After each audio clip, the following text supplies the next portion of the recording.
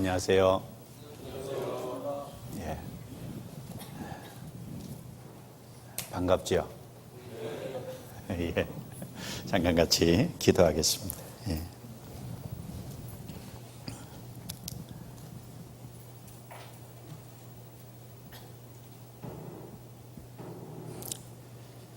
어리석고 죄 많은 저희를 죄악의 구렁텅이에서 건져주시고 영원한 천국에 썩지 않고 더럽지 않고 쇠하지 아니하는 영광스러운 기업을 받을 거룩한 하나님의 자녀로 인쳐주시고 삼아주신 거 정정 감사합니다. 세상은 날로 혼탁해져 가고 죄악이 충만해져 갑니다. 저희에게 거룩한 성령을 주셔서 구별된 삶을 살아갈 수 있도록 힘을 주시고 도와주시니 또 감사합니다. 주님 재림의 때를 앞두고 살아가는 저희들 그날을 사모하며 기다릴 수 있도록 도와주시고 세상에 하나님의 심판이 임하기 전에 이뤄져 가는 영혼을 불쌍히 여기고 그들에게 도움의 손길을 내밀 수 있도록 우리의 마음과 생각을 더욱 일깨워 주시고 다스려 주시옵소서. 이번 한 주간도 집회가 진행되는 곳곳에 함께 해 주시고 전 세계적으로 복음이 전해지는 곳곳마다 함께 해 주옵소서. 말씀을 대언하는 모든 입술을 주관하셔서 주님의 능력만이 더욱 나타나게 해주시고 주님 앞에 나오는 사람들이 구원을 받을 수 있도록 도와주옵소서. 이 시간도 모든 시종을 도와주셔서 성경을 배우는 가운데 하나님의 뜻을 더욱 발견하고 우리의 심령이 새롭게 되며 각성될 수 있도록 도와주시고 우리의 마음이 주님을 향해 더 나아갈 수 있도록 붙잡아 주옵소서.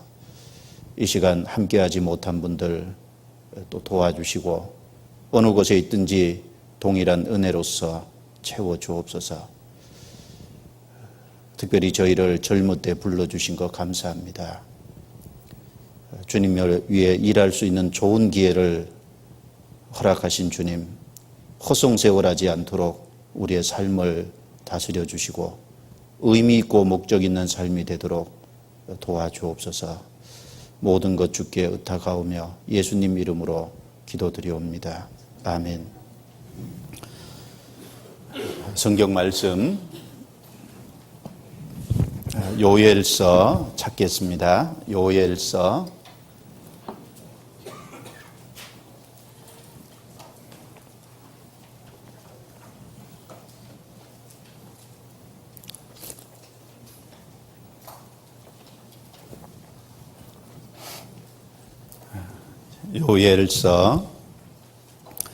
2장 12절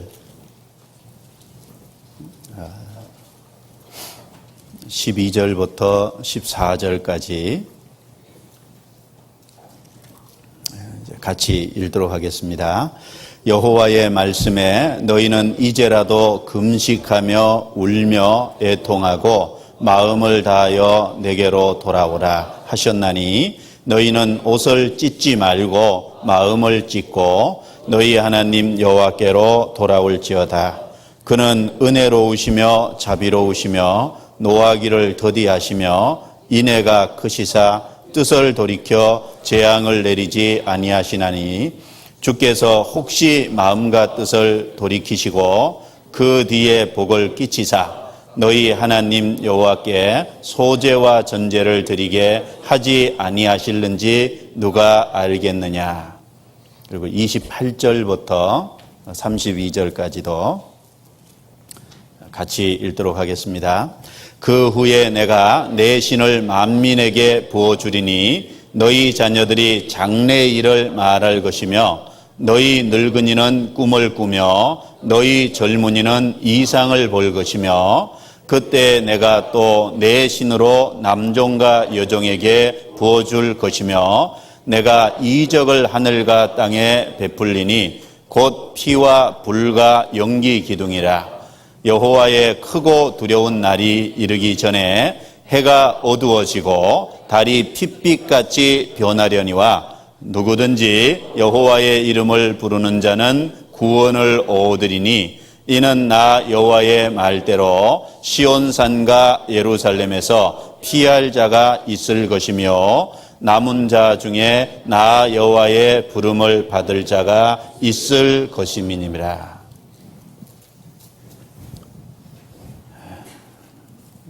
요엘서는 이제 그 장수가 상당히 작습니다. 3장까지밖에 없고 또 구절을 다 합쳐도 73절밖에 안 됩니다. 그래서 예레미야 예가 3장은 66절까지 있었는데 이제 3장 다 합쳐도 73절밖에 안 되기 때문에 아주 작은 분량입니다. 그런데 이제 이 내용을 이제 가만히 보면은 이 내용 속에는 사실 중요한 것이 또 다 담겨 있습니다. 그 성경 어느 권을 택하나 이제 우리에게 꼭 필요한 것이 이제 사실 다 담겨 있기 때문에 이제 분량이 작지만 또 우리 그리스도인에게 꼭 필요한 내용은 이 안에 또 다 담겨 있다라고 할 수 있습니다. 그리고 이거 이제 반복해서 읽어봐도 이제 내용은 아주 이제 단순합니다. 내용은 하나님께 돌아오라는 얘기거든요.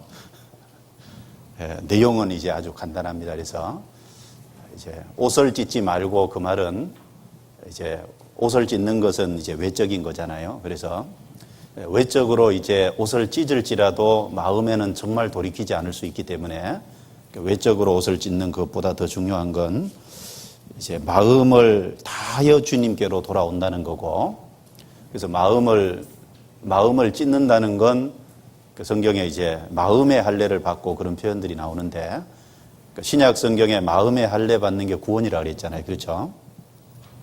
그래서 마음을 찢고 주님께 돌아오라는 것은 다른 말로 이제 정말 이제 그렇게 되려면 구원을 받아야 되는 겁니다. 그래서 주님께 진정으로 돌아오면은 이제 금방 2장 28절에 읽은 것처럼 성령을 우리 속에 주시고 그래서 구원해 주셔서 우리로 주님의 이름을 부르도록 하고 동시에 이제 그 구원받은 사람에게 장래일을 알게 하시고 또 구원받은 사람에게 영원한 것에 소망을 갖게 하시고 구원받은 사람에게 이제 새로운 삶의 목적과 새로운 삶의 비전을 주실 거 이제 그런 얘기를 여기 하고 있는 겁니다. 그래서 이제 요지를 얘기하면은 한마디로 이제 하나님께 돌아오라 이제 그 얘기를 사실 하고 있고 돌아오면 성령 주셔서 이제 나머지 것은 주님께서 책임지시겠다고 약속을 하고 있는 겁니다.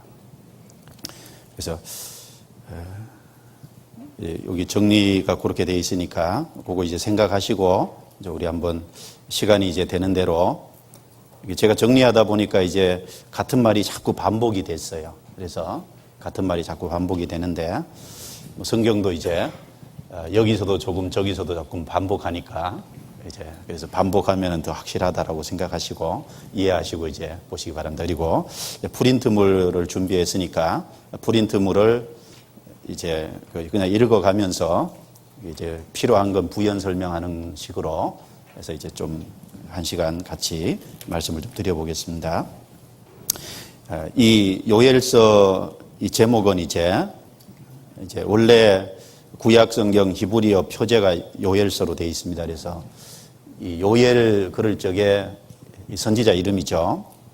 여호와는 하나님이시다 이제 그런 뜻을 갖고 있습니다. 그리고 이 기자는 그 특별히 이제 기자의 신분에 대해서 특별히 성경에 어디 알려진 것이 없어요. 그래서 이 요엘서 외에는 요엘이라는 이름을 가진 다른 그 구약 성경에 이제 선지자가 안 나오거든요. 그래서 신분이 이제 어떤 직임을 갖고 있었는지가 정확치 않습니다. 그래서 단지 이제 아버지가 부두엘이었고 이 부두엘이라는 아버지 이름의 뜻은 하나님은 성실하시다라는 뜻을 갖고 있기 때문에, 그리고 이제 요엘이라는 뜻도 아버지가 지어준 거겠죠. 그러니까 여호와는 하나님이시다.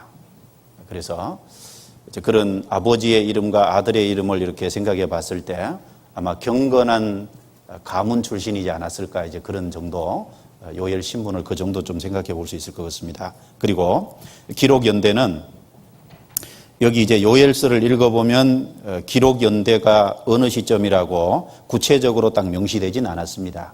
보통 이제 선지서들은 무슨 왕 당시에 누가 이렇게 표현하는 것이 있는데, 대체적으로 요엘서는 어느 왕 시대라고 구체적으로 나와 있지 않아요.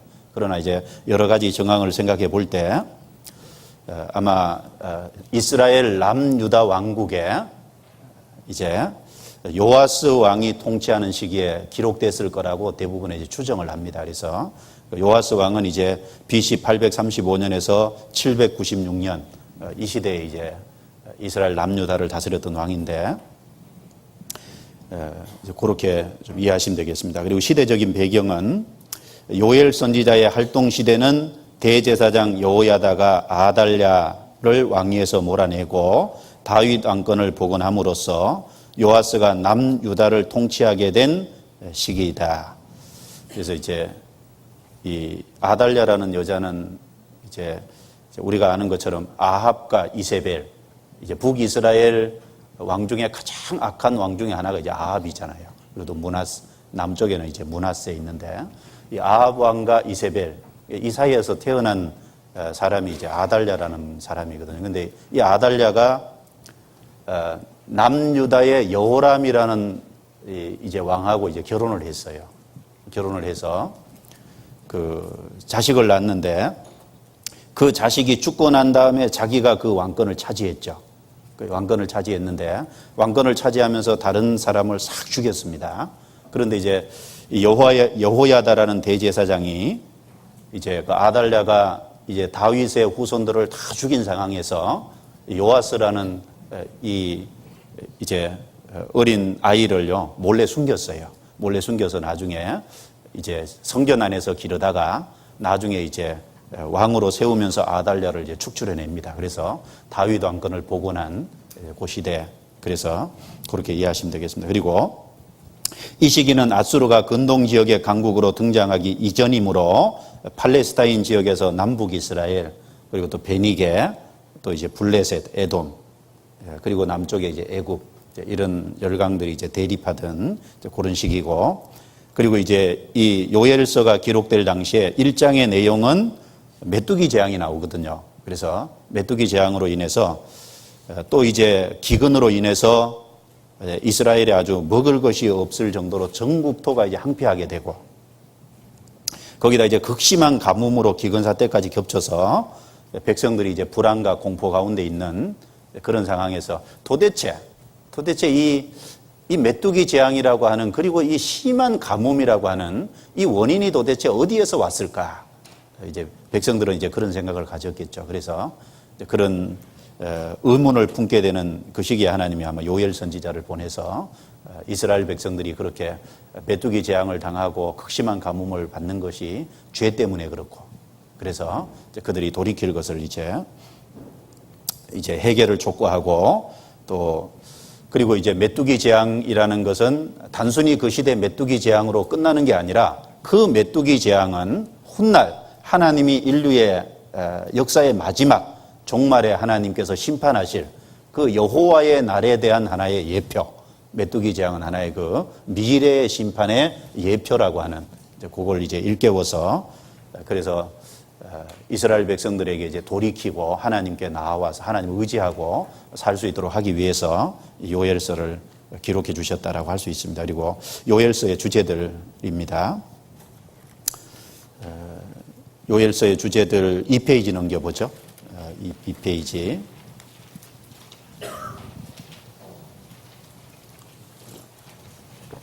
여기 이제 한 8가지 적어놨는데,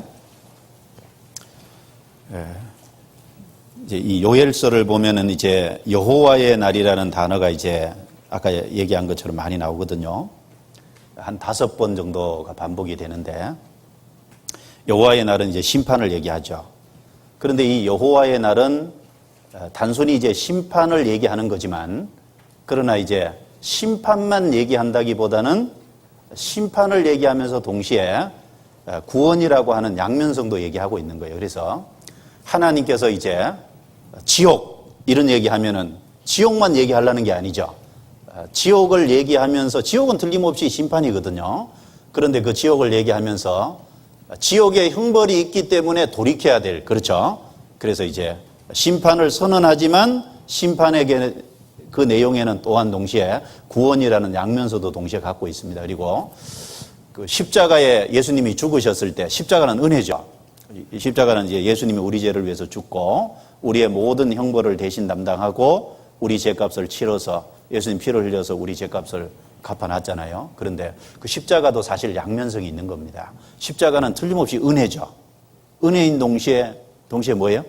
심판이 결정됐다는 걸 얘기하는 거거든요. 그래서 마태복음 27장에 보면 이제 예수님께서 십자가에서 다 이루었다고 돌아가실 때 땅에서는 어떤 일이 있었어요?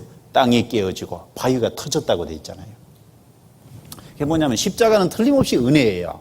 은혜인데 그 십자가의 은혜를 안 받아들이는 것에 대해서는 땅이 깨어지고 바위가 터진다는 건 심판도 이미 결정됐다 그 말이거든요. 그래서 이제 여호와의 날이라고 하는 것도 마찬가지로 이 심판을 얘기하는 거지만, 그러나 심판만 얘기한다기보다는 그 심판을 얘기함으로 인해서 회개하고 돌아오는 것에는 구원의 은혜를 베푼다고 하는 그 양면성을 같이 이제 내포하고 있는 겁니다. 지옥도 마찬가지 얘기고 십자가도 마찬가지 얘기고. 예. 그리고 이제 4번 보면, 이제 네 번째 보면, 참된 회개는 금식하며 옷을 찢는 형식적인 행위에 있는 것이 아니라 마음을 찢고 진정으로 통회하는 것이다. 마음을 찢고 진정으로 돌아오는, 이게 이제 참된 회개다라는 걸 요엘서는 이제 강하게 논증하고 있고, 그 다음에 다섯 번째는 이제 하나님의 약속하시는 구원과 축복은 현세적이고 물질적인 차원을 넘어서 이제 영적이고 영원하고 내세적인 거라는 걸 여기서는 이제 얘기하죠. 돌아오게 되면 이제 성신을 허락하시고, 그리고 이제 구원을 받게 하고, 그리고 영영이 수치를 당치 않게 하리라. 이런 내용들이 2장에 나와 있는. 영영이 수치를 당치 않는 게 뭐예요? 영영이 수치를 당하는 건 지옥이고, 그렇죠? 영영이 수치를 당하지 않는 건 지옥 형벌에서 건진받아 천국 가는 거고. 이제 그래서 이제 그런 얘기를, 하나님의 약속하시는 그 구원과 축복은 영적이고 영원하고 내세적이라는 걸 요엘서 구약 성경이지만 분명하게 얘기하고 있습니다. 그리고 그 다음에 이제 여섯 번째, 종말에는 이제 사실 이 종말이라고 할 적에, 종말이 언제부터 시작됐어요? 우리 시대는 또 종말이지만 종말이 사실 언제부터 시작됐죠? 종말은 예수님 십자가에 죽으실 때 사실은 예수님 시대부터 종말이거든요. 그래서 아브라함 때까지가 이제 초세, 그렇게 부른다면 이제 아브라함 때부터 예수님 때까지 중세, 성경적으로는 예수님 때부터 이제 사실 말세가 시작됐어요. 그래서 히브리서 9장에 보면 이제 세상 끝에 나타나셨느니라. 예수님이 십자가에 이 땅에 오셔서 십자가에 죽으신 것을 세상 끝에 나타나셨다 그랬거든요. 예수님 이제 활동하던 시대가 이미 세상 끝이에요. 그래서 이제 우리는 말세의 말지거든요. 그래서 이 종말에는 신분, 연령에 관계없이 회개하는 모든 사람에게 차별 없이 성령을 부어주심으로 말미암아 그날에 성령을 받은 자들이 주의 이름을 부르고 구원을 얻을 것이다 라는 걸 아까 읽은 이제 2장 28절부터 32절 안에, 그래서 이제 내가 내 신을 만민에게 부어주리니 내 신으로 남종과 여종에게 부어주며, 신을 여기 부어준다는 게 여기 이제 우리가 신는 신발 아닙니다. 성령, 그렇죠? 성령을 부어주는.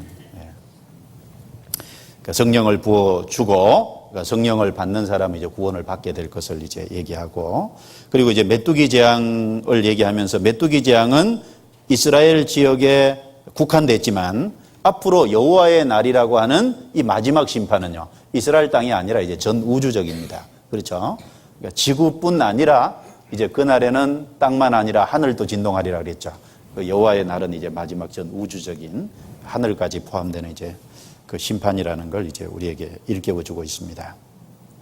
그리고 요엘서의 중심 단어, 중심절, 중심장, 중심 단어는 이제 여호와의 날, 그리고 중심절은 아까 읽은 이제 하나님께로 돌아오라, 마음을 찢고 돌아오라. 그리고 하나님은 은혜로우시며 노하기를 더디하시며 자비로우시며 인애가 크시다. 하나님의 이제 성품을 얘기하는 고기가 이제 아마 중심장이 중심 구절이 될 겁니다. 그리고 하나 더 얘기한다면 아까 읽은 2장 28절부터 32절 성신을 부어주신다고 하는 그 내용하고 같이 중심 구절이 될 겁니다. 그리고 중심장은 역시 2장이죠. 그리고 이 어느 성경이든지 이제 예수님을 얘기하고자 하는 거니까 이 요엘서에서도 예수님에 대해서 하고자 하는 얘기가 있죠. 그래서 요한복음 5장에 보면 이 성경이 곧 내게 대하여 증거하는 것이로다. 성경은 예수님 얘기하려고 하는 거기 때문에 이 요엘서에서 생각해 볼 수 있는 예수님, 요엘서에 나타난 예수님은 마지막 여호와의 날의 심판을 집행하시는 예수님, 그래서 심판을 실행하시는 예수님, 그런 예수님이 여기 이제 나타나 있는 거예요. 그래서 여호와의 날의 심판을 집행하실 분이 누구죠? 예수님이거든요. 그래서 우리 한번 같이 찾아볼까요? 신약성경 요한복음 5장입니다.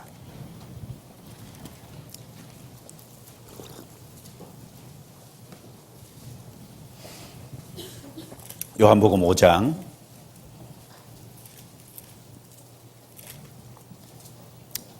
5장 찾으셨으면 22절부터 27절까지 제가 읽어보겠습니다. 아버지께서 아무도 심판하지 아니하시고 심판을 다 아들에게 맡기셨으니 이는 모든 사람으로 아버지를 공경하는 것 같이 아들을 공경하게 하려 하심이라. 아들을 공경치 아니하는 자는 그를 보내신 아버지를 공경치 아니하느니라. 내가 진실로 진실로 너희에게 이르노니 내 말을 듣고 또 나 보내신 이를 믿는 자는 영생을 얻었고 심판에 이르지 아니하나니 사망에서 생명으로 옮겼느니라. 진실로 진실로 너희에게 이르노니 죽은 자들이 하나님의 아들의 음성을 들을 때가 오나니 곧 이때라. 듣는 자는 살아나리라. 아버지께서 자기 속에 생명이 있음 같이 아들에게도 생명을 주어 그 속에 있게 하셨고 27절 같이 읽도 또 인자됨을 인하여 심판하는 권세를 주셨느니라. 그래서 22절에도 심판을 다 아들에게 맡기셨다. 또 27절에도 인자됨을 인하여 심판하는 권세를 주셨다. 그래서 요엘서가 이제 여호와의 날을 얘기하는 마지막 심판이죠. 그 마지막 심판을 집행하시는 심판자로서의 그리스도. 그래서 요엘서에 나타난 그리스도의 모습입니다. 그리고 동시에 이제 3페이지 넘기면 성령의 통한이 아니고 성령을 통한이죠. 그러니까 성령을 통한 그리스도의 복음의 전파. 이제 그래서 이 성령이 우리 속에 오심으로 그리스도께서 이루신 사실이 믿어지고, 그래서 그리스도께서 이제 우리 속에 이제 성령을 통해서 믿어지는 그 그리스도의 복음의 이제 성령으로 말미암아 전파되는 그런 내용이 이제 요엘서에 나타난 그리스도의 모습이라고 할 수 있습니다. 그리고 성령을 부어준다고 하는 그 약속은 오순절 성령 강림이 실제로 사도행전 2장에 임함으로써 성취된 거예요. 요엘서 2장 내용이 이따가 같이 자세히 살펴볼 겁니다. 그리고 요엘서와 현대 성도는 여기서는 이제 1번을 보겠습니다. 1번. 하나님은 요엘 당시 사람들에게 메뚜기 재앙으로 최후 심판을 경고했던 것처럼 오늘 날에도 여러 가지 재림의 징조와 재앙으로 말미암아 동일한 경고를 하고 계신다. 그래서 이 요엘 당시에 남유다 지역에 넓게 메뚜기 재앙이 임하는 그 메뚜기 재앙은 마지막 여호와의 날의 심판에 대한 예표였던 것처럼 우리 시대도 마찬가지죠. 우리 시대에 일어나는 자연재해, 우리 시대에 일어나는 여러 환경적인 어떤 그 재앙들을 통해서 하나님은 또 마지막 때 하나님의 심판을 또 사실을 미리 보여주고 있다고 할 수 있을 거예요. 우리에게도 동일하게 적용된다고 할 수 있고, 또 이 요엘서를 통해서 성신을 부어주면 그 성령을 받아서 구원을 받은 사람은 신약성경 에베소서에 뭐라 그랬죠? 성령의 충만함을 받으라 그랬잖아요. 성령을 받은 사람은 성령의 충만함을 받도록 그런 삶을 살아야 돼요. 그죠? 성령 받은 것만 감사할 게 아니라 그 성령의 충만한 삶을 살 수 있도록 이제 그것을 우리에게 교훈합니다. 그리고 이제 그 여호와의 날의 심판을 얘기하고 이제 그리스도께 돌아오는 것에 대한 축복을 얘기하고 이제 그 축복을 얘기함으로 말미암아 바로 그 그리스도를 이제 전해야 된다고 하는, 그리스도를 넓히 전파해야 된다고 하는 그걸 또 우리에게 또 요엘서는 현대를 살아가는 성도에게 일깨워 주고 있습니다. 그래서 로마서 1장을 한번 찾아보겠습니다. 로마서 1장.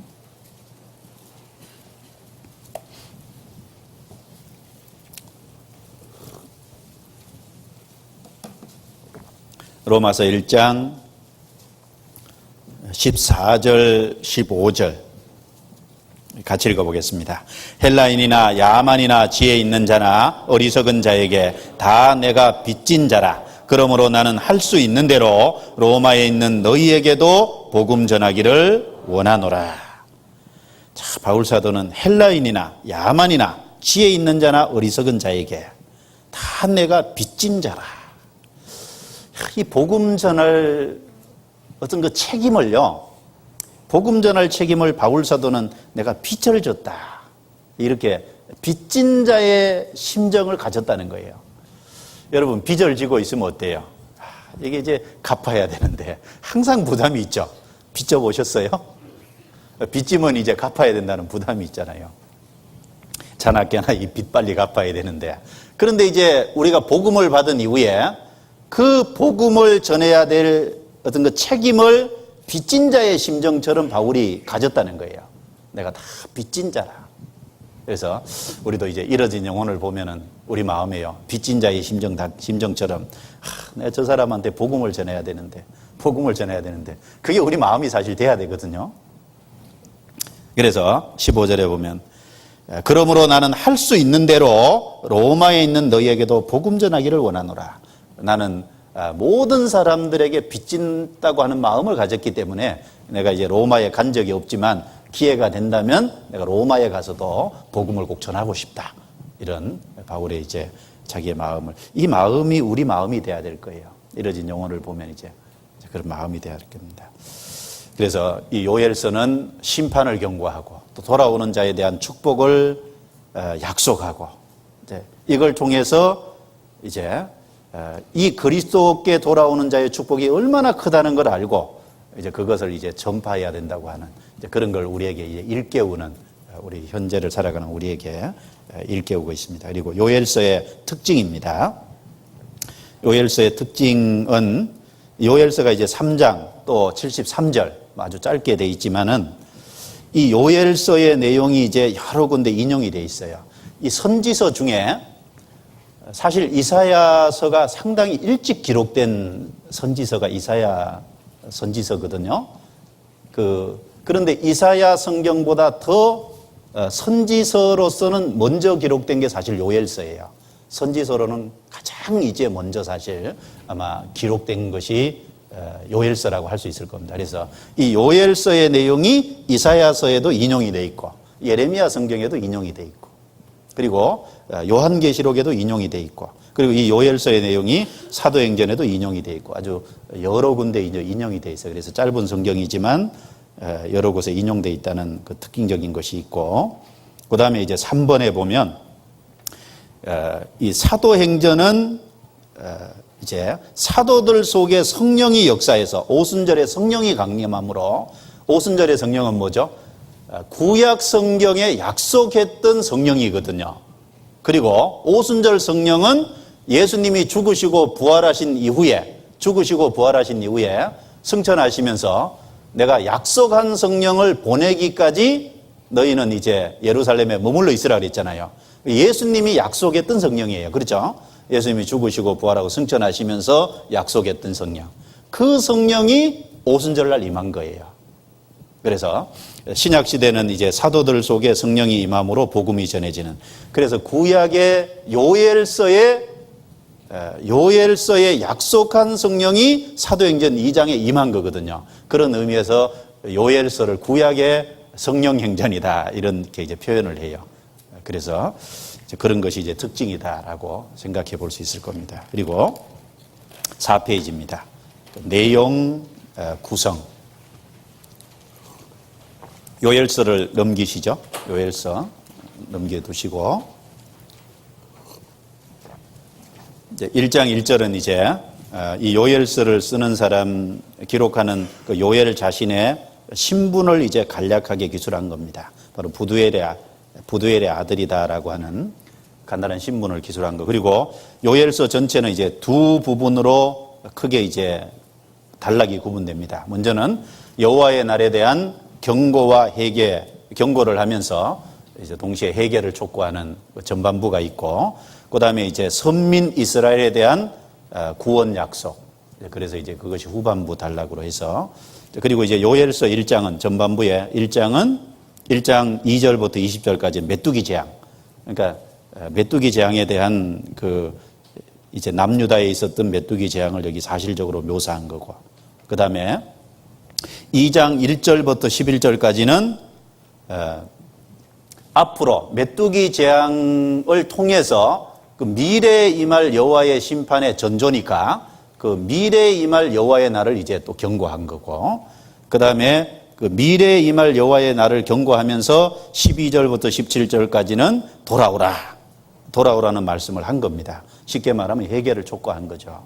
그 다음에 18절부터 그 27절까지 2장 27절까지는 돌아오는 사람에게 이제 바로 이스라엘이 하나님께 돌아오면 이스라엘의 이제 물질적인 원상복귀 시켜주겠다. 쉽게 말하면 이제 보이는 것에 대해서 다시 이제 풍요롭게 해주고 이제 곡식이 있게 해주고 이제 그렇게 해줄 것을 얘기하셨고, 그리고 동시에 28절부터 32절까지는 돌아오는 사람에게 성령을 주시겠다. 그리고 영적인 영원한 구원을 약속해 주시고, 그 다음에 3장 앞부분은 이제 바로 끝까지 안 돌아오는 대적자들, 끝까지 안 돌아오는 그 대적자에 대해서는 하나님 심판하시고, 그리고 마지막에 이제 최후 승리와 영원한 축복의 약속이 이제 16절부터 끝절까지. 이것은 이제 우리 그리스도인에게는 이런 거죠. 우리 그리스도인에게는 이제 이제 앞으로 이제 주님께서 재림하셔서 이룰 그리스도의 왕국, 그렇죠? 그리스도의 왕국에 대한 하나의 이제 모형이다라고 이제 또 할 수 있을 겁니다. 그래서 이 단락을 구분하는 건 이제 아주 간단합니다. 그래서 메뚜기 재앙, 그 메뚜기 재앙을 통해서 미래에 있을 여호와의 날의 경고, 그리고 돌아오라 회개하고, 돌아오는 자에게 하나님께서 원상복귀 시켜주고 성신을 주셔서 구원받게 해주고, 그리고 안 돌아오는 것에 대해서는 심판을 하고, 그리고 그러나 그 심판하는 중에서도 구원받은 사람은 그 그리스도의 왕국에 영원히 참여할 수 있게끔 지키신다라고 하는 그 이제 내용 자체가 이제 워낙 이제 깔끔하게 잘 정리가 되어 있습니다. 그래서 여기 이제 정리해 놓은 대로 그렇게 참고하시면 되겠습니다. 그리고 요엘서를 통해 묵상해 볼 교훈들 이제 몇 가지 생각해 보죠. 먼저 1장 2절부터 3절까지. 요엘서 1장 2절 3절. 자, 1장 전체는 이제 메뚜기 재앙에 대한 있었던 얘기를 이제 구체적으로 묘사한 겁니다. 2절 3절을 같이 읽어보죠. 늙은 자들아 너희는 이것을 들을지어다. 땅의 모든 거민아 너희는 귀를 기울일지어다. 너희의 날에나 너희 열조의 날에 이런 일이 있었느냐. 너희는 이 일을 너희 자녀에게 고하고 너희 자녀는 자기 자녀에게 고하고 그 자녀는 후 시대에 고할 것이니라. 여기 이제 늙은 자들아, 여기 늙은 자들아 이 말은 이제 인생을 많이 살았다는 건 뭐예요? 경험이 있다는 얘기잖아요. 그렇죠? 예, 경험이 많지만 너희가 살아오면서 이런 일을 본 적이 있느냐? 지금 남유다에 임한 것 같은 이렇게 메뚜기 재앙이 임하고 기근이 와서 완전히 항폐하게 된 이런 일을 너희가 본 적이 없을 거다. 너희 인생을 많이 살아서 경험이 있지만 이런 것이 없을 거다. 그러니까 이것은 이스라엘 백성이 죄 때문에 된 거니까 너희는 죄로 말미암아 임한 이 메뚜기 재앙에 대한 이 사실에 대해서 자녀에게 가르치라는 거예요. 자녀에게 가르치고 또 그 자녀는 또 그 자녀에게 가르치고 그 자녀는 또 그 후세대에게 가르치고. 자, 이런 말씀을 통해서 우리가 한번 생각해 볼 수 있는 건 이 후시대 다음 세대를 가르치는 교육이 참 중요하다. 어떻게 생각하세요? 그렇죠? 비록 이제 이것은 실패에 대한 거잖아요. 실패. 그렇죠? 이건 성공에 대한 게 아니라 범죄로 인해서 하나님이 내린 메뚜기 재앙. 그러니까 범죄로 인해서 하나님께 받은 징벌. 그러니까 이 실패의 경험이거든요. 그 실패의 쓰라린 경험을 자녀에게 가르치고 자녀는 또 자녀에게 가르치고 그 자녀는 또 다음 세대에 가르치고 다음 세대를 가르치는 교육이 사실 참 중요합니다. 사실 이스라엘 백성들은요, 다음 세대를 가르치는 그 교육이 실패해서 사실은 이스라엘 나라가 망했다라고 얘기해도 틀린 말이 아닐 거예요. 이스라엘은 다음 세대 교육을 실패했어요. 제가 뭐 여기 이제 4페이지 밑에서 첫 번째 단락입니다. 성경은 다음 세대 교육의 중요함을 말한다. 그래서 이 성경은 이제 여기뿐 아니라 성경 전체에 자녀에게 가르치라고 계속 후시대에 그 하나님께서 행하신 일, 그리고 실패로 말미암아 그들이 하나님께 받은 징벌, 또 하나님 앞에 순종함으로 받은 하나님이 해주신 축복, 이런 것에 대해서 다음 세대에 계속 교육할 것을 얘기하고 있는 거예요. 왜? 그 교육이 중요하기 때문에. 성경은 다음 세대 교육의 중요함을 말합니다. 몇 구절 한번 찾아보죠. 신명기 4장. 신명기 4장.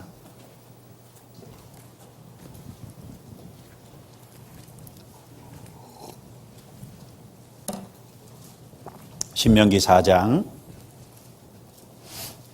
9절. 같이 한번 읽어보겠습니다. 오직 너는 스스로 상가며 내 마음을 힘써 지키라. 두렵건대 내가 그 목도한 일을 잊어버릴까 하노라. 두렵건대 내 생존하는 날 동안에 그 일들이 내 마음에서 떠날까 하노라. 너는 그 일들을 내 아들들과 내 손자들에게 알게 하라. 내 아들들과 내 손자들에게 알게 하라. 아들까지만도 아니고 또 손자에게까지.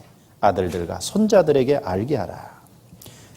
이 신명기 내용 중에 가장 중요한 게 신명기 6장이라 그러죠.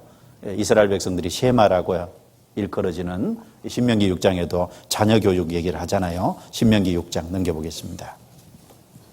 6장 4절. 이스라엘아 들으라. 우리 하나님 여호와는 오직 하나인 여호와시니 너는 마음을 다하고 성품을 다하고 힘을 다하여 내 하나님 여호와를 사랑하라. 오늘날 내가 내게 명하는 이 말씀을 너는 마음에 새기고, 7절은 같이 읽죠. 내 자녀에게 부지런히 가르치며 집에 앉았을 때에든지 길에 행할 때에든지 누웠을 때에든지 일어날 때에든지 이 말씀을 강론할 것이며. 이 말씀에서도 내 자녀에게 부지런히 가르치며 먼저 자기 자신이 마음을 다하고 성품을 다하고 목숨을 다해서 하나님을 사랑하고, 그 다음에 그 하나님을 사랑하는 그것을 자기 이제 다음 세대 자녀에게 이제 가르치라는 거예요. 가르치는데 어떻게 가르치라고요? 마음을 다해서 가르치라고. 그렇죠? 그냥 대충 가르치라고 안 하고 내가 마음을 다하여 부지런히 내 자녀에게 가르치라. 그리고 집에 앉았을 때든지 길에 행할 때든지 누웠을 때든지 일어날 때든지 이 말씀을 뭐 하라 그랬어요? 강론하라 그랬어요. 강론하라는 건 그냥 읽어주는 게 아니고 그 뜻을 풀어서 설명해 주고, 그렇죠? 가르치는 거예요. 그래서 이제 그 자녀의 마음으로 하나님을 또 사랑하게 만드는, 자녀의 마음으로 하나님을 사랑하게 만드는. 이 말씀을 보면 어때요? 적용을 하고 계셔요. 우리 청년들이니까 혹시 이제 결혼하신 분들은 참 이거 실천을 해야 될 텐데, 그렇죠? 실천을 부지런히 집에 앉아 있을 때든지 길에 갈 때에도 일어날 때에도 이 말씀을 강론할 것이며, 또 가르치되 부지런히 가르치라고. 그래서 이 신명기 내용을 제가 여기도 신명기 32장 46절에도 옮겨놨는데 제가 또 읽어볼게요. 그들에게 이르되 내가 오늘날 너희에게 증거한 모든 말을 너희 마음에 두고, 먼저는 자기 마음에 두고 너희 자녀에게 명하여 이 율법의 모든 말씀을 지켜 행하게 하라. 너희 자녀에게 명하여 이 율법의 모든 말씀을 지켜 행하게 하라. 이 신명기 내용은 이스라엘 백성들이 이제 애굽에서 나와서 광야 40년을 거쳐서 가나안 땅에 들어가기 직전에 요단강 이편 모압 평지에서 모세가 이스라엘 백성들에게 재차, 신명기는 이제 하나님의 말씀을 재차 강론한 거죠. 다시 한번 강론하는데 이 내용이 주된 내용이 뭐예요? 주된 내용 중에 하나가 가나안 땅에 들어가거든 자녀를 가르쳐라. 자녀를. 가나안 땅에 들어가거든 바로 너희들 다음 세대 교육을 잘 시켜라. 그걸 지금 부탁하고 있는 거예요, 사실은. 그런데 어때요? 가나안 땅에 들어가서 다음 세대 교육을 이스라엘 백성들이 사실 실패했어요. 그래서 이스라엘이 사실 망했다라고 할 수 있을 거예요. 다음 세대 교육이 실패됐습니다. 저도 이것을 보면서 이제 생각하는 것이 참 많습니다. 그리고 하나님이 이제 아브라함을 불러서 아브라함에게 이제 하나님 약속하시고 그러면서 여기 창세기 18장 19절에 찾지 않고 제가 읽어볼게요. 내가 그로 아브라함입니다. 아브라함으로 그 자식과 건속에게 명하여 여호와의 도를 지켜 의와 공도를 행하게 하려고 그를 택하였나니, 아브라함을 택한 목적 중에 하나가 자식과 건속에게 명하여 여호와의 도를 지켜 의와 공도를 행하게 하려고 아브라함을 택했다. 아브라함을 택한 목적 중에 하나가 바로 아브라함의 자녀에게, 아브라함의 건속에게 바로 그 하나님의 말씀인 하나님의 도를 가르쳐서 지키게 하려는 그 목적 때문에 아브라함을 택했다. 그렇게 말하고 있어요. 오늘날 그리스도인들에게 적용을 해보면 하나님은 우리를 왜 불렀어요? 우리를 불러서 주 예수를 믿으라. 그리하면 너와 뭐죠? 내 집이 구원을 받으리라. 누구든지 자기 친족, 자기 가족을 돌아보지 않는 자는 믿음을 배반한 자요. 불신자보다 뭐라 그랬죠? 더 악한 자니라. 하나님이 오늘날 우리를 부르신 목적도 마찬가지예요. 그 목적 중에 하나가 바로 자기만 믿을 뿐 아니라 자기 자녀, 또 자기 건속에게 이 하나님의 도를 이제 전해주도록 하기 위해서 사실 우리를 불렀다고 할 수 있을 거예요. 예를 들면 내 가정에 내가 태어난 내 가정에 내가 가장 먼저 구원을 받았다. 그러면 내가 가장 먼저 구원을 받게 한 이유가 뭐겠어요? 나를 통해서 내 가족 전부를 구원하고자 하는 하나님의 계획이 나를 부르실 때 그 안에 들어있었어요. 맞아요? 그렇게 생각해도 틀림이 없을 거예요. 그런데 내가 하나님께 순종하지 못해서 내가 신앙의 걸음에 실족한다면 그 하나님의 계획이 나를 통해서 하고자 하는 그 계획이 실패하는 거예요. 그렇죠? 이루어질 수가 없는 거예요. 그래서 이 다음 세대 교육, 이거 이제 사실 너무너무 중요합니다. 그래서 시편 78편 4절에서 6절을 보면 우리가 이를 그 자손에게 숨기지 아니하고 여호와의 영예와 그 능력과 기이한 사적을 후대에 전하리로다. 여호와께서 증거를 야곱에게 세우시며 법도를 이스라엘에게 정하시고, 같이 읽겠습니다. 우리 열조에게 명하사 저희 자손에게 알게 하라 하셨으니 이는 저희로 후대 곧 후생 자손에게 이를 알게 하고 그들은 일어나 그 자손에게 일러서 저희로 후생 자손에게 이를 알게 하고 그들은 일어나 그 자손에게 또 일러서 가르쳐서. 그래서 이 성경 곳곳에 바로 이 자녀에게 가르치는, 다음 세대에게 가르치는, 이게 중요한데 사실 그런 의미에서 교회학교 교사를 하고 있다. 이제 그 말은 사실 다음 세대를 가르치는 거예요. 그렇죠? 다음 세대를 가르치는데 그게 참 교회학교 교사가 중요한 일이에요. 중요한 일. 그래서 교사하는 분은 이제 책임감을 가지고 또 책임감만 가질 게 아니라 보람도 가지고, 그렇죠? 보람도 가지고. 그리고 또 교회학교 교사에 관심 있는 분은 또 지원하고. 그래서 왜? 보람이 있는 일이잖아요. 보람이 있는. 하나님이 정말 중요하게 생각하는 그 일을 내가 할 수 있다는 게 얼마나 보람된 일이에요. 그렇죠? 그런데 이제 이 신명기 내용에 모세가 이스라엘 백성에 그렇게도 반복해서 부탁했음에도 불구하고 이스라엘 백성은 가나안 땅에 들어가서 실패했다고 돼 있잖아요. 실패했어요. 철저히 실패했어요. 다음 세대 교육에. 여호수아 24장 한번 넘겨보죠. 여호수아 24장. 여호수아 24장.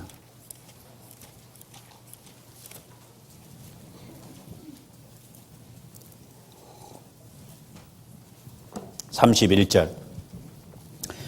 이스라엘이 여호수아에 사는 날 동안과 여호수아 뒤에 생존한 장로들 곧 여호와께서 이스라엘을 위하여 행하신 모든 일을 아는 자의 사는 날 동안 여호와를 섬겼더라. 이 말을 보면 이제 모든 일을 아는 자의 사는 날 동안 여호와를 섬겼다. 그 말은 그 들어간 광야에서 훈련을 받아서 들어간 1세대가 죽고 난 다음에는 하나님 섬기는 건 실패했다 그 말이에요. 그렇죠? 1세대는 끝까지 섬겼어요. 그래서 여호수아 24장에 보면 여호수아가 마지막에요. 그랬잖아요. 여호수아도 뭔가 낌새를 생각했을 거예요. 그래서 오늘날 너희가 섬길 자를 택하라. 나와 내 가족은 여호와만 섬기겠노라. 그렇죠? 그걸 몇 번이나 여호수아 24장에 보면요. 이스라엘 백성들 앞에서 다짐을 하거든요. 몇 번이나 반복해서 다짐을 해요. 왜 그래요? 낌새가 좋지 않거든요. 낌새가. 뭔가 이스라엘 백성들의 마음이요. 바르지 않은 거예요. 그걸 여호수아가 느낀 거예요. 느꼈기 때문에 나와 내 가족은 여호와만 택하겠 섬기겠노라고 하면서 몇 번인가 이스라엘 백성들 앞에서 반복한 다짐. 그런데 사사기에 넘어가면 어때요? 1세대가 광야에서 훈련받은 1세대가 죽고 사사시대로 넘어가니까 철저히 실패했잖아요. 바로 실패했습니다. 그래서 사사기 2장 넘겨보죠. 2장. 사사기 2장 7절부터 제가 읽어보죠. 백성이 여호수아에 사는 날 동안과 여호수아 뒤에 생존한 장로들 곧 여호와께서 이스라엘을 위하여 행하신 모든 큰 일을 본 자의 사는 날 동안에 여호와를 섬겼더라. 그 다음에 10절은 같이 읽어보겠습니다. 그 세대 사람도 다 그 열조에게로 돌아갔고 그 후에 일어난 다른 세대는 여호와를 알지 못하며 여호와께서 이스라엘을 위하여 행하신 일도 알지 못하였더라. 뭘 알지 못했냐? 첫 번째는 하나님이 누군지 몰랐어요. 다음 세대는 여호와를 알지 못하며, 그 다음에 여호와께서 이스라엘을 위하여 행하신 일도, 여호와께서 이스라엘을 위해서 행하신 일이 뭐예요? 광야에서 이스라엘 백성을 이끌어 가신 일, 에집트에서 이끌어내신 일, 그렇죠? 그리고 가나안 땅에 들어와서 가나안의 7 족속을 정복하고 이스라엘을 땅을 차지할 때 하나님께서 함께 하셨던 일, 그렇죠? 그것을 알지 못하였더라. 이 세상에 왜 몰라요? 알지 못하였더라. 왜 모르냐면은 교육이 실패했거든. 그것에 대해서 바르게 가르치는 교육이 실패했고, 그로 말미암아 그 후손들은 하나님을 올바로 알지 못했고, 그로 말미암아 하나님을 떠나서 우상을 섬겼고, 그렇죠? 그리고 주변에 다른 나라의 풍습을 본받기 시작했고, 그로 말미암아 이스라엘은 추락의 길을 걸은 거예요, 실제로. 그래서 이제 여러 가지 가정 속에 다음 세대 교육이 실패했기 때문에 실제로는 이제 실패한 것이다라고 얘기를 할 수 있을 겁니다. 그런 의미에서 우리는 우리 교회 안에 나오는 이제 이제 부모가 구원받고 2세대라고 일컬어지는, 그리고 이제 내가 구원받고 난 다음에 하나님이 나를 구원하신 목적은 내 가족을 처음부터 부르실 때 이미 염두에 놓고 계셨다라는 그런 것도 생각하고 우리가 해야 될 책임을 이제 다 해야 될 겁니다. 그리고 그 다음 세대 교육이 중요하기 때문에 뭐예요? 성경도 주셨잖아요. 그렇죠? 성경도 기록해 주셨어요. 다음 세대 교육이 필요 없다면 성경을 왜 주시겠어요? 성경을 일부러 있었던 사건을 기록해서 우리에게 넘겨준 건 바로 이제 그것을 통해서 교육하라고, 그렇죠? 그것을 통해서 과거 역사했던 하나님을 깨달으라고 우리에게 이제 그걸 기록해 준 거예요. 성경을 기록해 준 것도 교육을 위해서. 그래서 디모데후서 3장 15절 16절에 보면 모든 성경은 하나님의 감동으로 된 것으로 교훈과 책망과 바르게 함과 의로 교육하기에 유익하니, 로마서 15장 4절에도 무엇이든지 전에 기록한 바는 우리의 교훈을 위하여 기록된 것이니 우리를 가르치고 우리를 훈계하기 위해서 또 훈련하기 위해서 기록해 주셨습니다. 그리고 이 아까 요엘서에 보면은 메뚜기 재앙, 죄 때문에 하나님의 징벌을 받았잖아요. 그 하나님께 징벌을 받은 이스라엘 나이 많은 사람도 과거에도 경험하지 못했던 너희가 이런 일을 들은 적이 있느냐? 그래서 죄 때문에 실패해서 징벌을 받은 그 메뚜기 재앙에 대해서 쭉 후세대에게 실패의 경험도 가르쳐 주라는 거예요. 실패의 경험도. 그래서 이 성경은요, 좋은 얘기만 안 써놨어요. 좋은 얘기만 안 써놓고 다윗의 실패한 것도 기록해 놓고, 그렇죠? 그리고 아브라함이 애굽에 내려가서 실패한 것도 기록해 놓고, 실패한 것을 왜 기록해 놨겠어요? 이 세상의 책들은요, 성공담만 기록되어 있거든, 맞죠? 그런데 이 성경은 실패도 기록이 돼 있어요. 제가 읽어볼게요.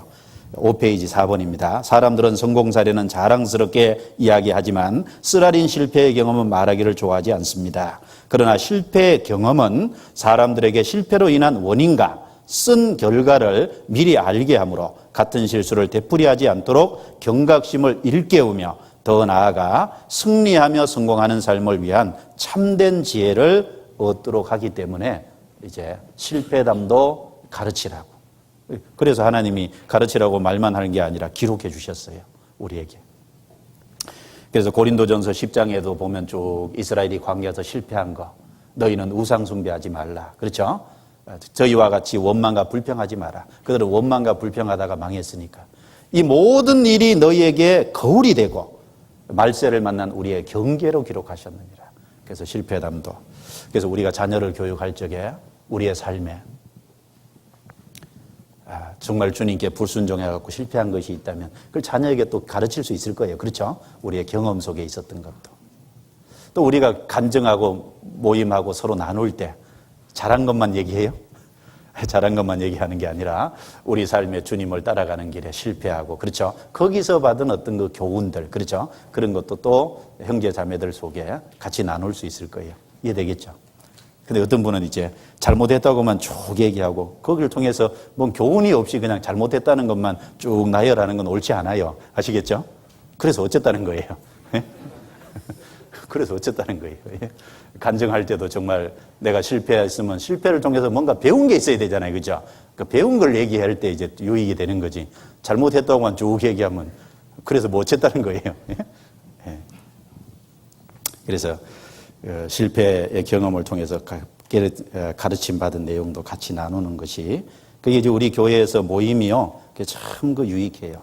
그래서 어떤 처음 오신 분은 꼭 자아 비판하는 것 같다, 이제 그렇게도 누가 얘기한 걸 들었는데, 자아 비판이 아니라 우리가 육신을 갖고 살아가기 때문에 사실 주님에게 순종하는 것보다 불순종하는 게 많아요. 그렇죠? 그러니까 사실 실패를 통해서 배우는 것이 또 많아요. 그러니까 당연히 이제 모이면은 정직한 모임이라면 실패에 대한 것이 많이 나올 수밖에 없죠. 그렇죠? 실패를 통해서 깨닫고 발견한 것. 이제 그런 것도 서로 나누는 게 필요할 겁니다. 자, 5페이지 메뚜기 재앙의 사실성과 교훈 그랬습니다. 자, 여기 쭉 내려가서요. 6페이지에 네 번째 단락 성경 구절서에 있는 거 있죠. 자, 요엘서를 한번 넘겨보겠습니다. 요엘서 1장은 메뚜기 재앙에 대한 건데, 이 메뚜기 재앙이 얼마나 심각한 재앙이었는지를 좀 이렇게 좀 보면 알 수 있어요. 4절. 팥종이가 남긴 것을 메뚜기가 먹고 메뚜기가 남긴 것을 늑이 먹고 늑이 남긴 것을 항충이 먹었도다. 자, 여기 보면 팥종이, 그 다음에 메뚜기, 늑, 항충, 이게 다 메뚜기 종류일 거예요. 메뚜기 종류. 그래서 제가 여호수아는 3장밖에 안 돼가지고 짧아서 얘기할 게 많이 없을 것 같다 그랬더니 누가 메뚜기 종류라도 얘기하라고 그러던데.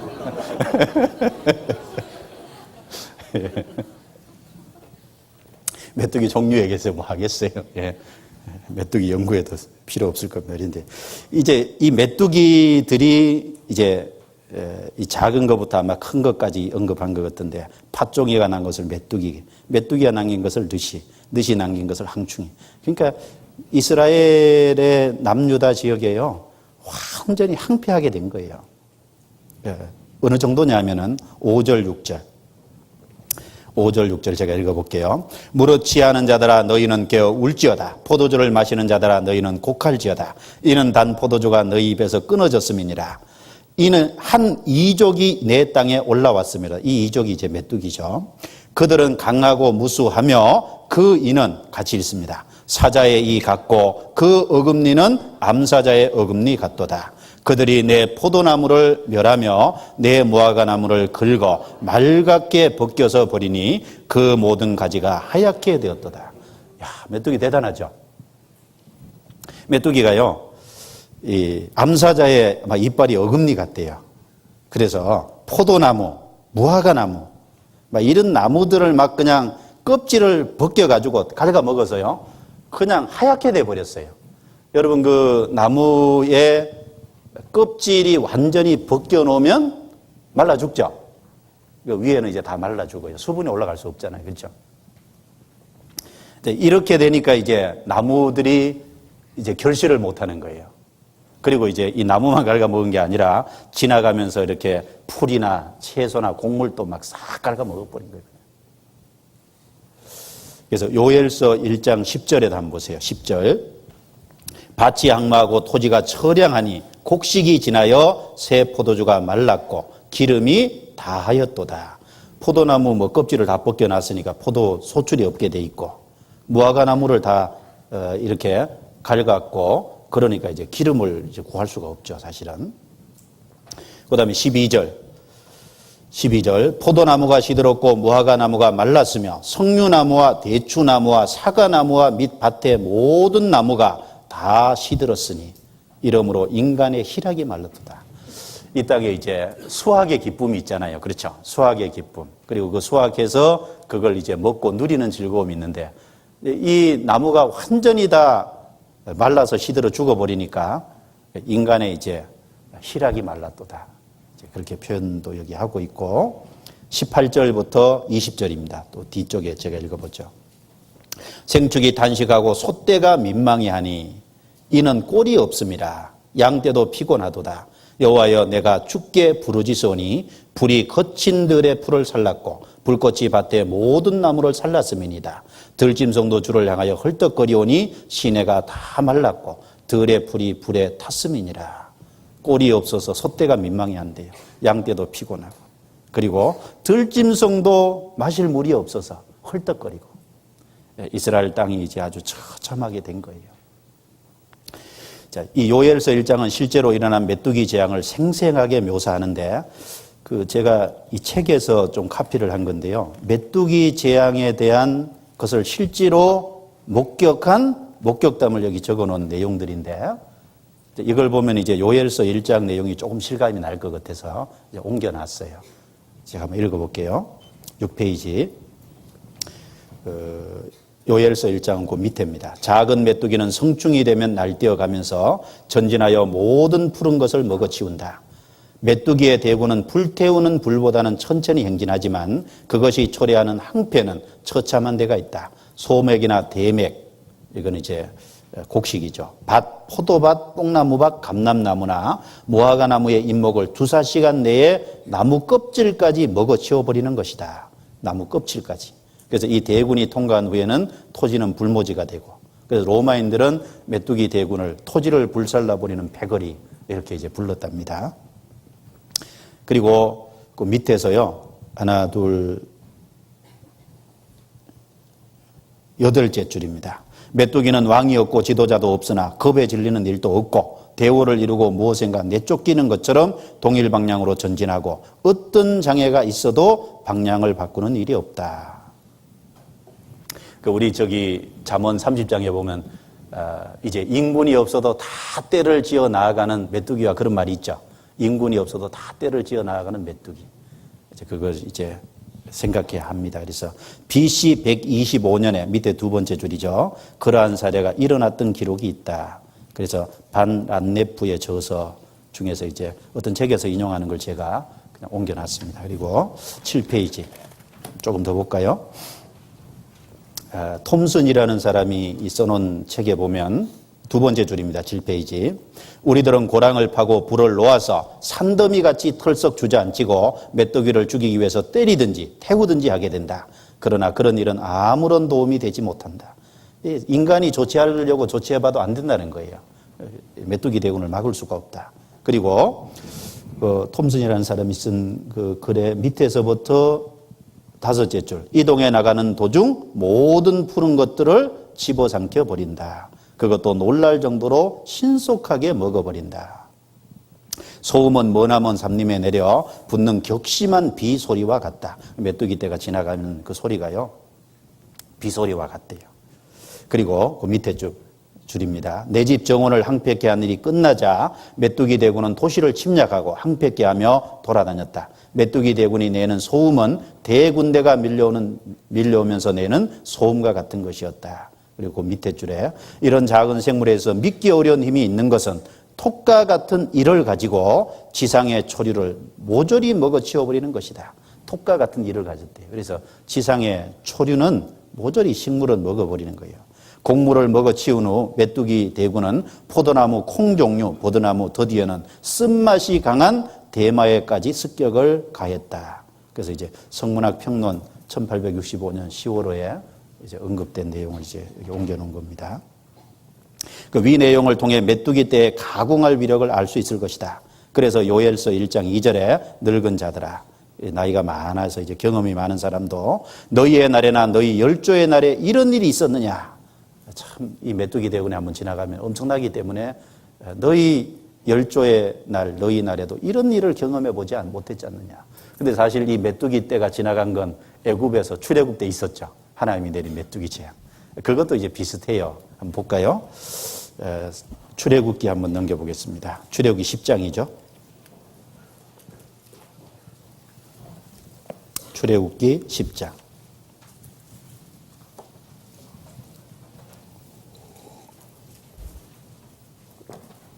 15절 먼저. 14절부터 보면 메뚜기가 애굽 온 땅에 이르러 그 사방에 내림에 그 해가 심하니 이런 메뚜기는 전에도 없었고 후에도 없을러라. 같이 읽습니다. 메뚜기가 온 지면에 덮여 나름에 땅이 어둡게 되었고 메뚜기가 우박에 상하지 아니한 밭의 채소와 나무 열매를 다 먹었으므로 애굽 정경에 나무나 밭의 채소나 푸른 것은 남지 아니하였더라. 여기 채소와 나무 열매 그리고 나무나 밭의 채소나 푸른 것은 남지 아니하였더라. 다 먹어치운 거예요, 말 그대로. 여기 나무라 그랬잖아, 나무. 그래서 나무 껍질까지 다 갉아 먹어버리고. 자, 그런데 여기서 우리가 하나 생각을 해보죠. 그 이제 하살표 해놓은 것에 메뚜기 떼의 재앙은 일종의 자연 재앙입니다. 이것은 하나님이 허락 없이 있을 수 있겠습니까? 이것을 신학적인 용어로 자연 계시라 합니다. 자연적인 현상들을 통해서 하나님의 메시지를 찾는 것입니다. 그래서 이 출애굽기 10장 13절에도 보면요, 갑자기 메뚜기 떼가 온 게 아니라 하나님이 동풍을 불어서 메뚜기 떼를 불러 들어왔어요. 그렇죠? 갑자기 그 안에서 갑자기 난 게 아니라 하나님이 동풍을 불게 해서 애굽 바깥에서 애굽으로 메뚜기 떼를 끌고 몰아온 거예요. 그러니까 이스라엘 백성들 입장에서는, 아니 에집트 사람들 입장에서는 하나님이 초자연적으로 내린 재앙이 아니라 바람이 몰고 온 거예요. 그렇죠? 얼른 육안으로 볼 때는. 이해되죠? 그 자리에서 그냥 막 팍 생겼다 그러면은 기적이라고 하겠는데, 그 바람을 불게 해서 애굽 밖에서 애굽 안으로 끌고 들어온 거니까 에집트 사람들 입장에서는 그걸 하나님이 행하신 기적이다 이렇게 듣는 것보다는 이게 이제 우연히, 그렇죠, 바람이 부니까 들어왔다 이런 생각을 하는 거예요. 그래서 그런 마음이 있기 때문에 끝까지 10가지 재앙이 내리니까 하나님 앞에 끝까지 굴복을 안 한 거예요. 그것이 믿는 사람과 믿지 않는 사람의 차이예요. 뭐냐면은 불신자들은 늘 자연적인 것이 세상에 일어나면 그게 세상의 법칙을 거스르는 게 아니라 그런 자연적으로 일어날 수 있는 거니까 그거는 우연히 생겼다 이거예요. 그렇죠? 근데 믿는 사람이 보면요, 믿는 사람이 보면 다 하나님이 행하신 거예요. 맞아요? 왜요? 하나님이 행하신다고 얘기하고 행했거든요. 이해되죠? 에집트에 메뚜기를 내린다고 얘기하고 메뚜기 떼를 불러온 거거든요. 그렇죠? 그러면 이제 조금만 생각을 한다면 왜 하필 말씀한 그때 메뚜기 떼가 들어왔냐 이거예요. 그렇죠? 말씀한. 조금만 생각하면 하나님이 행하셨구나. 그런데 불신의 마음으로 보면 바람이 몰고 온 거고. 아시겠죠? 이게 이제 믿는 사람과 믿지 않는 사람의 차이겠습니다. 지금도 이스라엘이 회복이 되고, 그리고 우리 시대에 이제 지진이 일어나고 기근이 생기고 사이클론이 생겨서 사이클론으로 많은 사람이 죽고 이런 걸 볼 때요, 안 믿는 사람이 볼 때는 우연인 거예요. 맞죠? 자연재해거든요. 그런데 우리가 성경을 통해서 보면요, 왜 하필 말씀대로 되냐 이거예요. 이해되죠? 우리는 말씀을 믿기 때문에 말씀대로 되는 걸 통해서 하나님이 하셨구나. 우리는 그걸 알 수 있어요. 그래서 비록 자연재해고 자연의 재앙이지만 그것이 하나님의 말씀대로 이루어진다는 걸 믿는 사람 입장에서 보면 틀림없이 하나님의 역사죠. 그래서 요엘도 그 당시에 남유다에 내린 메뚜기 재앙, 그것이 이제 바깥에서 이스라엘 땅으로 들어와 가지고 그 메뚜기 떼가 지나가면서 이스라엘 항폐케 했지만 그 안 믿는 사람이 보면 우연이잖아요. 그러나 요엘은 그 사실을 잘 지켜보면서 이것은 이스라엘의 범죄로 말미암아 하나님이 행하신 거다고 받아들인 거예요. 그렇죠? 그 요엘이 바로 지혜로운 눈을 가진 사람입니다. 하나님의 역사를 분별할 수 있는 눈. 이 시대를 살아가는 우리도 마찬가지예요. 우리 주변에 일어나는 수많은 사건, 사고가 우연이 아니라 하나님이 행하신 일이라는 걸 볼 수 있는 영적인 눈을 가진 사람은 복되도다. 맞죠? 그걸 정말 아는 사람은 하나님께 순종할 겁니다. 그래서 출애굽기 10장 13절에 보면 동풍을 일으켜 온 낮과 온 밤에 불게 하시니 아침에 미쳐 동풍이 메뚜기를 불어들인지라. 이것이 초자연적인 기적이라면 애굽 사람들이 믿었겠지만 동풍이 불어서 온 것이니까 애굽 사람들이 믿지를 못했습니다. 그러나 생각이 있는 사람들이라면 왜 하필 지금 하나님 말씀하신 그때 동풍이 불어서 메뚜기 떼가 왔을까 생각하면 자연의 현상 속에서 하나님의 역사를 찾을 수 있습니다. 이것이 믿는 사람과 믿지 않는 사람의 차이점입니다.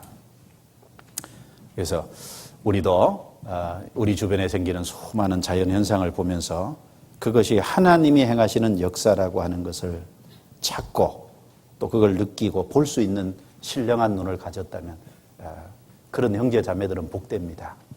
복된 거예요. 요엘서 1장 다시 넘겨보겠습니다. 요엘서 1장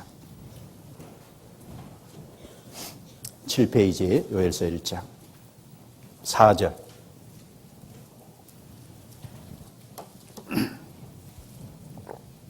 사절은 이제 완료형이죠. 팥종이가 남긴 것을 메뚜기가 먹고, 그 다음에 늦이 먹고, 황충이 먹었도다. 완료잖아요. 먹었도다.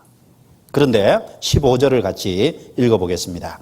오호라 그 날이여 여호와의 날이 가까웠나니 곧 멸망같이 전능자에게로서 이르리로다. 자, 이 15절은 오호라 그 날이여 가까웠나니 이르리로다. 미래형이잖아요. 그렇죠? 갑자기 시제가 바뀌었죠. 4절은 완료형이고 15절은 미래형이고. 자, 그래서 지금 눈앞에 일어나는 재앙은 장차 있을 재앙을 예언적으로 선포하고 있습니다. 4절의 메뚜기 재앙은 이미 일어난 과거 일로 묘사하고 있습니다. 그런데 15절은 여호와의 날이 가까웠으니와 이르리로다 미래일로 말하고 있습니다. 즉 4절의 과거 시제가 15절의 미래 시제로 바뀌었습니다. 지금 당한 사건을 통해서 장차 일어날 일을 예언하고 있습니다. 요엘은 아주 특별한 선지자입니다. 환상을 본 것도 아니고, 그렇죠? 개인적인 어떤 특별한 체험을 한 것도 아니고, 현재 일어난 일을 통해서 앞으로 일어날 일에 대해서 영감을 받았습니다. 현재의 메뚜기 재앙을 통해서 미래에 행하실 하나님의 뜻을 발견한 겁니다. 우리도 요엘처럼 지금 일어나는 일을 통해서 하나님의 하시고자 하는 미래의 메시지를 찾는, 그것이 이제 지혜로운 사람의 모습이 될 거라고 생각합니다. 예를 들면 이런 거 있죠.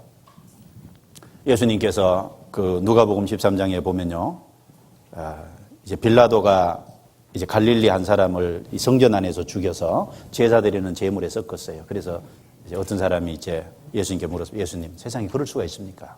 예수님이 이 빌라도가 죽인 그 갈릴리 사람이 모든 갈릴리 사람보다 죄가 더 많은 줄 아느냐? 아니라 너희도 만일 회개치 아니하면 다윗과 같이 망하리라. 그 말씀하셨죠. 또 실로암에서 망대가 무너져 치워 죽은 18사람이 예루살렘에 있는 모든 사람보다 죄가 더 있는 줄 아느냐? 아니라 너희도 만일 회개치 아니하면 이와 같이 망하리라. 그 말씀을 통해서 자, 갈릴리 사람이 성전 안에서 죽은 사건, 그 다음에 실로암 망대가 무너져서 부실사고로 18명이 깔려 죽은 사건, 사건이잖아요, 이 사건. 그 사건을 통해서 주님은 뭘 했어요? 회개하라고 외쳤죠. 맞죠? 그 사건을 통해서 예수님은 회개하라고 그랬습니다. 그런 걸 통해서 우리도 좀 생각을 해보면 우리 시대에 수많은 사건, 사고가 많죠. 삼풍백화점이 무너져서 1000명 가까이 죽고, 성수대교 다리가 끊어져서 32명이 죽고, 비행기가 떨어져서 또 수많은 사람이 죽고. 자, 그런 일들을, 자, 우리 시대에 예수님이 그런 모습을 본다면 뭐라 그러겠어요? 똑같이 말할 거예요. 우리에게 너희도 회개치 않으면 다윗과 같이 뭐예요? 망하리라. 우리도 예수님이 보는 것처럼 우리도 그렇게 볼 줄 알아야 될 겁니다. 안 됐구나 그렇게 생각할 게 아니라, 그렇죠? 그런 것을 볼 때 내 자신을 돌아보고 내가 이제 올바르지 못한 것이 있으면 돌이키고, 그렇죠? 제가 일본에 작년 재작년인가 갔는데 오사카에 큰 열차 사고가 있었잖아요. 제가 옆을 지나갔거든요. 지나가면서 이제 어떤 형제님이 바로 저곳이 이제 일본 최대 열차 사고가 난 곳이라 그래요. 그래서 중간에 열차가 이제 충돌을 해서 열차 한 칸이요, 25m인가 그런데 그게 팍 짜그러져서 7m가 됐다나? 그 사람이 이제 끼어서 압사당해 죽은 거예요. 많이 죽었습니다. 제가 그걸 지나가면서 그 얘기를 할 때 제가 누가복음 13장이 기억이 났어요. 예수님이 저걸 봤다면 뭐라 그러실까? 너희도 회개치 않으면 이와 같이 망하리라. 같이 얘기하셨을 거다. 그 생각을 해봤어요. 지금도 마찬가지예요. 수많은 사건, 사고를 통해서. 그리고 이 마태복음 24장이나 마지막 징조 많잖아요. 그런 그 징조를 통해서 또 미래에 하나님이 심판하실 최종 심판을 볼 수 있는, 그렇죠? 그것이 가깝다는 걸 볼 수 있는 그 하나님의 심판을 우리가 심판의 메시지를 찾는, 그것도 이제 지혜로운 거라고 할 수 있겠죠. 그 요엘 선지자는 그런 사람입니다. 쉽게 말하면. 그리고 2장입니다. 요엘서 2장. 요엘서 2장 1절부터 11절까지는 이제 여호와의 날이라는 그 단어가 이제 2장에 이제 반복해서 나오는데, 요엘서에는 여호와의 날이라는 단어가 이제 5회 나오고 있습니다. 이 여호와의 날이 뭔지 아시죠? 여호와의 날. 그 여호와의 날은, 아무튼 여기 저 보세요. 여호와의 날은 주님이 재림하실 때 재림과 맞물려서 재림으로 인해서 심판이 있잖아요. 그렇죠? 주님 재림하시고 재림하시는 그 이후에 생길 게 이 땅의 7년 환란이고, 그렇죠? 그리고 주님이 결국은 지상 재림하셔서 이 세상을 마지막 심판하십니다. 재림과 재림 이후에 생길 이 세상 마지막 심판, 그거 이제 여호와의 날이에요. 네? 그 여호와의 날. 주님이 재림하심으로 이 땅에 마지막 임할 심판을 여호와의 날이다. 그렇게 여기 얘기한 겁니다.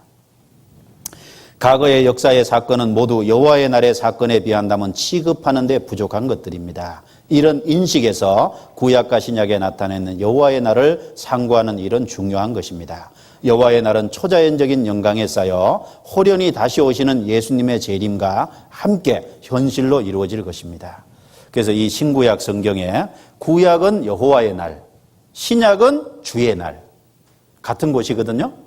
그래서 베드로후서 3장에 보면 주의 날이 그 어떤 이에 더디다고 생각하는 것처럼 더딘 것이 아니라, 그런 말씀도 있고, 그 다음에 데살로니가 후서 2장에는 주의 날이 이르렀다고 시동심하거나 하지 아니할 것이라. 그 주의 날도 주님이 재림하시고 재림하심으로 말미암아 이 땅에 이루어질 심판과 연관시켜서 같이 주의 날이다, 이렇게 얘기를 했는데, 그래서 이 여호와의 날, 주의 날. 구약에는 여호와의 날이라는 단어가 많이 나와요. 신약에도 주의 날. 그런데 여러분, 이 여호와의 날, 심판의 날, 제가 이제 한번 쭉 찾아서 한번 정리를 해봤어요. 여기다가. 그랬더니 이 여호와의 날은 이제 가까이 있다라고 먼저 되어 있습니다. 오호라 그날이여 여호와의 날이 가까웠나니 2장 1절에도 이는 여호와의 날이 이르게 됨이니라. 이제 임박하였으니. 우리가 볼 때는 뭐 요엘 시대 벌써 구약에 2600년 전이고 훨씬 전이고, 그런데 그때 뭐 우리 마지막 여호와의 날을 임박했다 그랬냐. 우리 생각으로는 시간 속에 있으니까 임박했다는 말이 잘 이해가 안 되죠. 그렇죠? 그런데 하나님은 영원 속에 계셔요. 그렇죠? 하나님의 관점에서는 잠깐이에요. 그래서 임박하였으니 하나님의 날이 임박했. 그런데 정말 우리 시대는 임박했어요. 맞죠? 임박했죠. 그리고 그 여호와의 날은 분노의 날이며 환난과 고통의 날이며 항무와 폐괴의 날이요 어둡고 캄캄한 날입니다. 무섭죠? 하나님의 마지막 이 심판의 날은 분노의 날이다. 환난과 고통의 날이다. 항무와 폐괴의 날이다. 어둡고 캄캄한 날이다. 그래서 요엘서 2장 2절에도 곧 어둡고 캄캄한 날이요 빽빽한 구름이 끼인 날이라. 스바냐 1장에도 분노의 날이요 환난과 고통의 날이요 항무와 폐괴의 날이요. 무섭잖아요. 참 하나님의 심판이 마지막 있을 이 심판이요 얼마나 무서우면 이렇게 표현할 수 있는 모든 표현을 동원했겠어요. 분노의 날이다.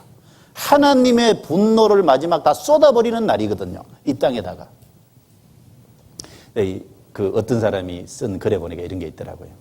그 1장 15절에 보면 전능자에게서 이르리로다 이렇게 돼 있잖아요. 여호와의 날이 전능하신 하나님에게로부터 이른다는 거예요. 여러분, 전능이라는 뜻이 뭐예요?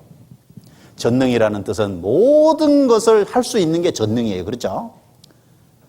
여러분, 마지막 하나님이 심판하실 때 하나님이 할 수 있는 모든 걸 다 쏟는다고 생각해 봐요.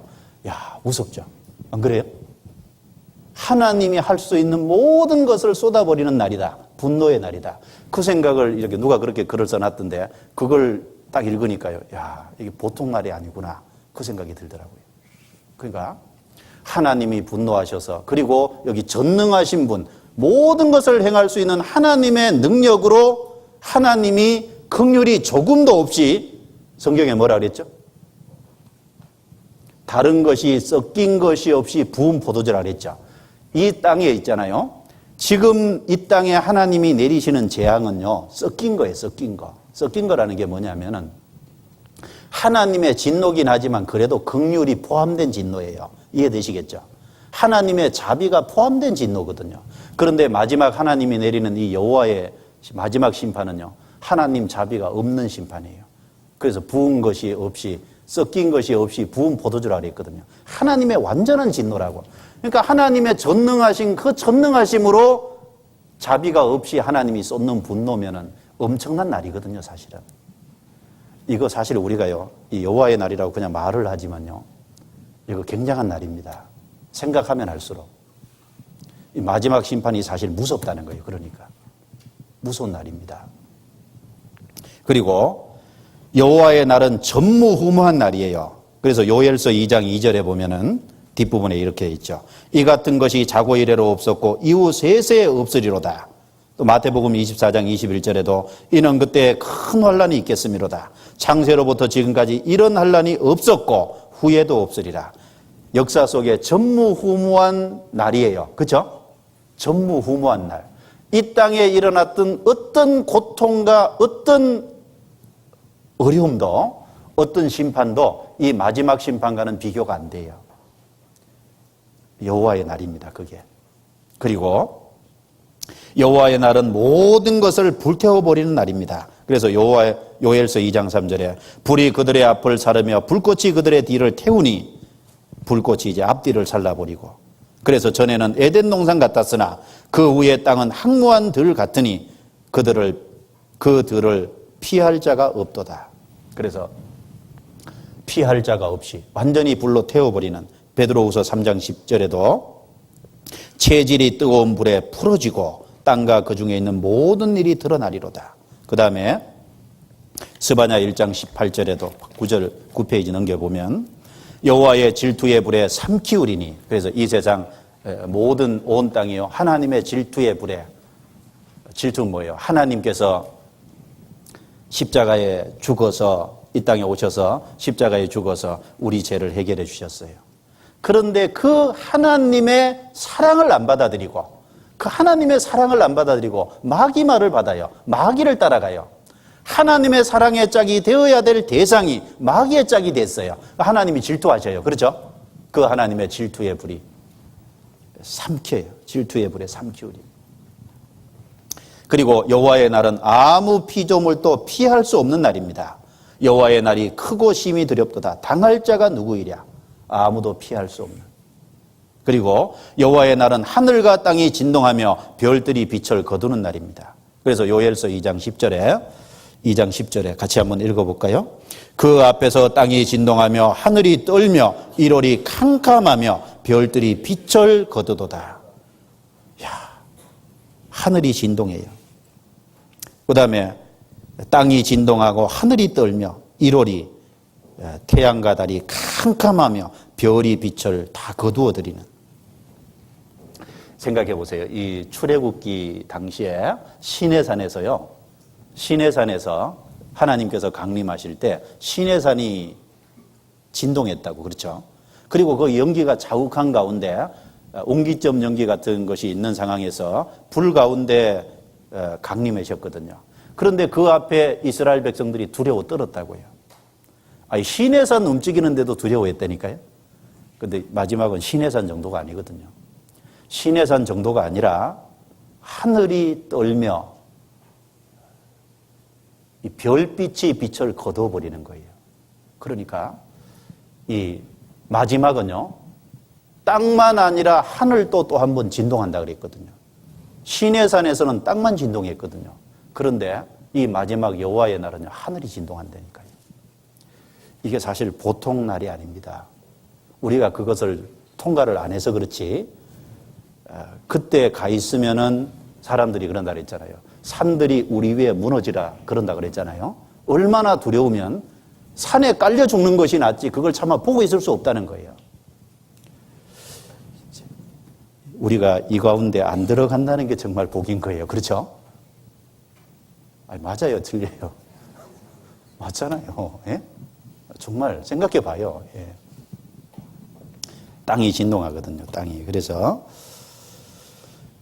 그리고 이제 이날은 그 학개서 2장 6절에도 보면 조금 있으면 내가 하늘과 땅과 바다와 육지를 짓는, 여기 하늘 들어가거든요. 히브리서 12장 26절에도 또 한 번 땅만 아니라 하늘도 진동하리라. 그래서 히브리서 12장에 보면 시내산에 율법을 수여하실 때 땅이 진동한 걸 얘기하면서 그때는 땅만이었지만 이제는 땅만 아니다. 하늘까지다. 하늘. 그래서 별들이 빛을 거두는. 그리고 7번째, 여호와의 날은 크고 심히 두려운 날입니다. 그래서 달이 핏빛같이 변하는, 이제 아주 두려운 날. 그 다음에 여호와의 날은 만국을 벌하는 날이에요. 모든 열국을 하나님이 마지막 이제 안 돌아오는 사람을 완전히 심판하시는 만국을 벌하는 날이에요. 그래서 요엘서 3장을 보죠. 요엘서 3장 14절.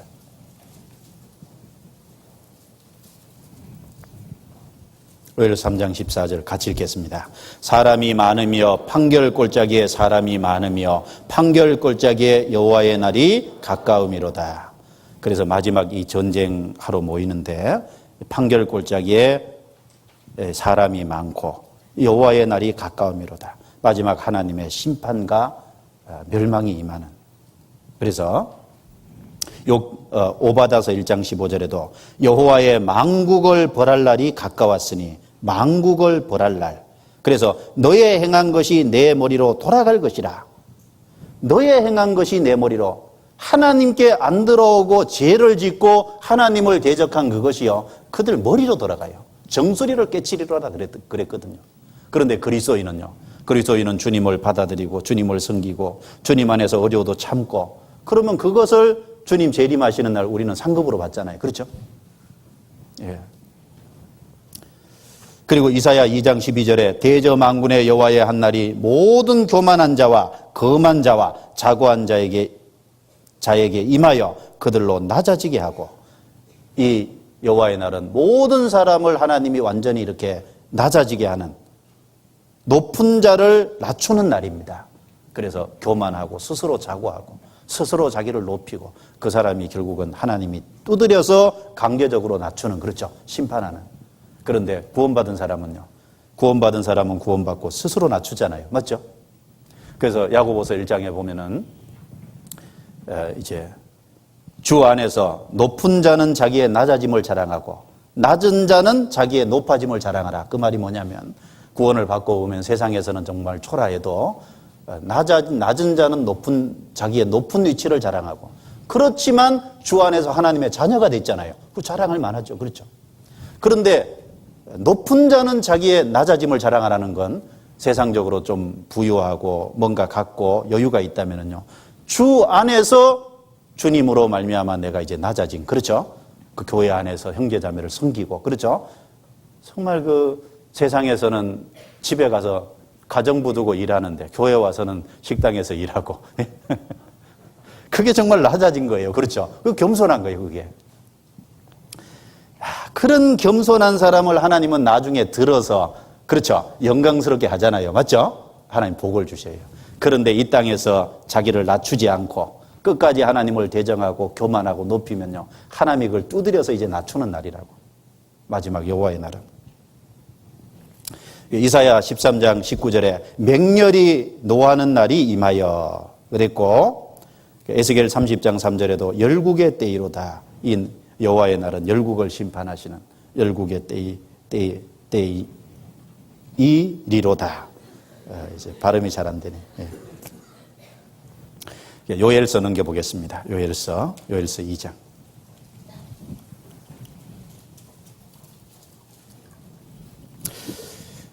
자, 그래서 1장에 메뚜기 재앙, 그 다음에 2장 1절부터 11절까지는 하나님이 이제 마지막에 그 심판하실 여호와의 날에 대한 경고를 하고, 그 다음에 이제 이런 것을 다 얘기한 이후에 뭐라 그랬어요? 12절부터 14절까지는 돌아오라, 그 말이거든요. 그럼 살 길은 뭐냐? 살 길은 돌아오라는 거예요. 그렇죠? 살 길은 다른 게 없습니다. 주님께 돌아가는 거예요. 그래서 12절, 13절을 다시 같이 읽어보겠습니다. 여호와의 말씀에 너희는 이제라도 금식하며 울며 애통하고 마음을 다하여 내게로 돌아오라 하셨나니, 너희는 옷을 찢지 말고 마음을 찢고 너희 하나님 여호와께로 돌아올지어다. 옷을 찢지 말고 마음을 찢고 돌아올지어다. 이 10페이지 넘겨보죠. 10페이지. 1번, 옷을 찢지 말고 마음을 찢고 너희 하나님 여호와께로 돌아오라 그랬는데, 제가 읽어보죠. 이스라엘 백성들은 마음으로 회개하고 돌이킨다는 외적인 표시로 옷을 찢었습니다. 그러나 시간이 지나가면서 외적으로 옷은 찢었지만 마음은 하나님께 면 경우가 많았습니다. 그래서 하나님께서 마음을 다하여 내게로 돌아오라, 마음을 찢고 너희 하나님 여호와께로 돌아올지어다 라고 하신 것입니다.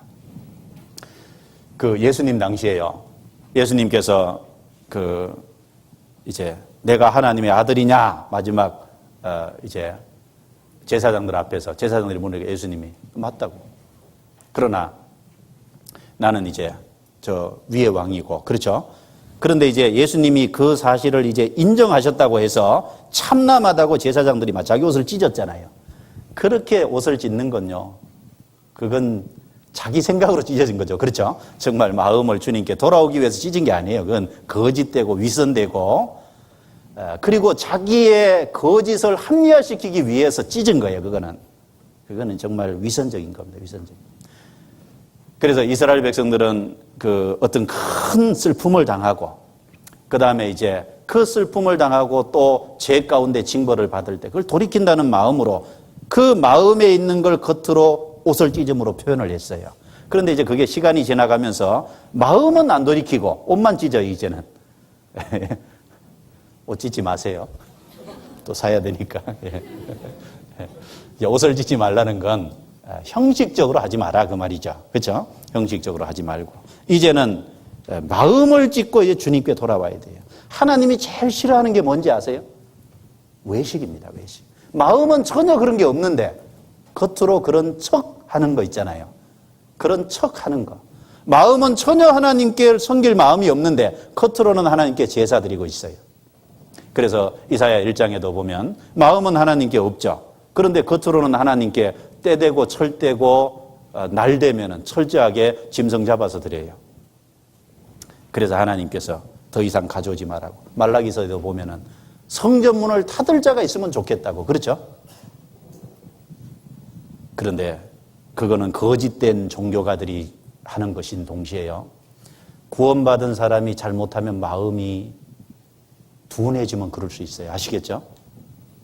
구원받은 사람 마음 둔해지면 안 돼요. 마음이 둔해지면요.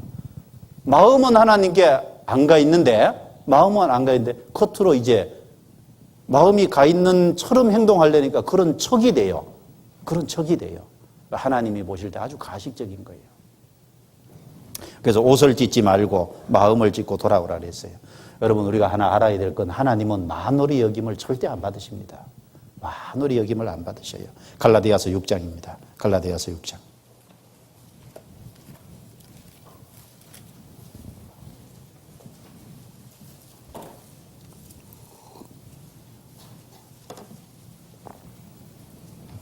갈라디아서 6장 찾으셨으면 7절을 같이 읽어보겠습니다. 스스로 속이지 말라. 하나님은 만홀히 여김을 받지 아니하시나니 사람이 무엇으로 심든지 그대로 거두리라. 만홀히 여김을 안 받으신대요. 내가 속인다고 쏘아주실 분이 아니에요. 맞죠? 내가 속인다고 쏘아주실 분이에요. 열왕기상 8장에 보면 주만 홀로 인생의 마음을 다 아시민이다 그랬죠. 내가 아무리 속여도 하나님은 안 속는다고요. 주님은 우리 마음을 아시고, 그래서 우리 마음이 가 있지 않은 상황에서 외적으로 옷을 찍는 것처럼 행위만 되는 것은 하나님 보실 때 가식적인 거예요. 만약에 그런 것이 있다면 빨리 돌이켜야 될 거예요. 그렇죠? 하나님 앞에 합당치 않습니다. 그래서 마가복음 7장에 보면은 그런 말을 했죠. 이스라엘 백성들에게 입으로는 하나님을 존경하고 사랑하는 것처럼 말하는데 너희 마음은 하나님께서 멀도다. 마음이 하나님께 멀어요. 그런데 이제 그걸 거짓된, 구원받지 않은 사람도 뭐 당연하지만 구원받은 사람이 그럴 수도 있다는 거예요. 그래서 그렇게 되지 않도록 자기 자신을 이제 잘 돌아보고 깨어 있어야 될 겁니다. 그래서 이 마음을 찢고 하나님께 마음을 다해서 돌아오라는 건 하나님이 우리 마음을 보셔요. 그리고 마음을 보시고 그 마음이 하나님께 가 있는 상황에서 나오는 외적인 것을 받으셔요. 그렇죠? 그걸 하나님이 받으셔요. 그래서 구약 성경에 보면 마음의 할례를 행해라 이런 말이 많이 나오는데 구약의 마음의 할례를 받는 걸 신약으로 옮기면 뭐예요? 그것이 구원입니다. 아시겠죠? 마음의 할례를 받는 게 신약으로는 구원이잖아요. 그래서 신명기 10장 16절에 너희는 마음의 할례를 행하고 신명기 30장 6절에도 내 하나님 여호와께서 내 마음과 내 자손의 마음의 할례를 베푸사. 하나님이 마음의 할례를 베푸시는 게 구원이에요. 예레미야 9장 26절에 대저 열방은 할례를 받지 못하였고 육신의 할례를 못 받았고 이스라엘은 마음의 할례를 받지 못하였느니라. 그렇죠? 마음의 할례 받지 못하면은 하나님과 연결이 안 된 거예요.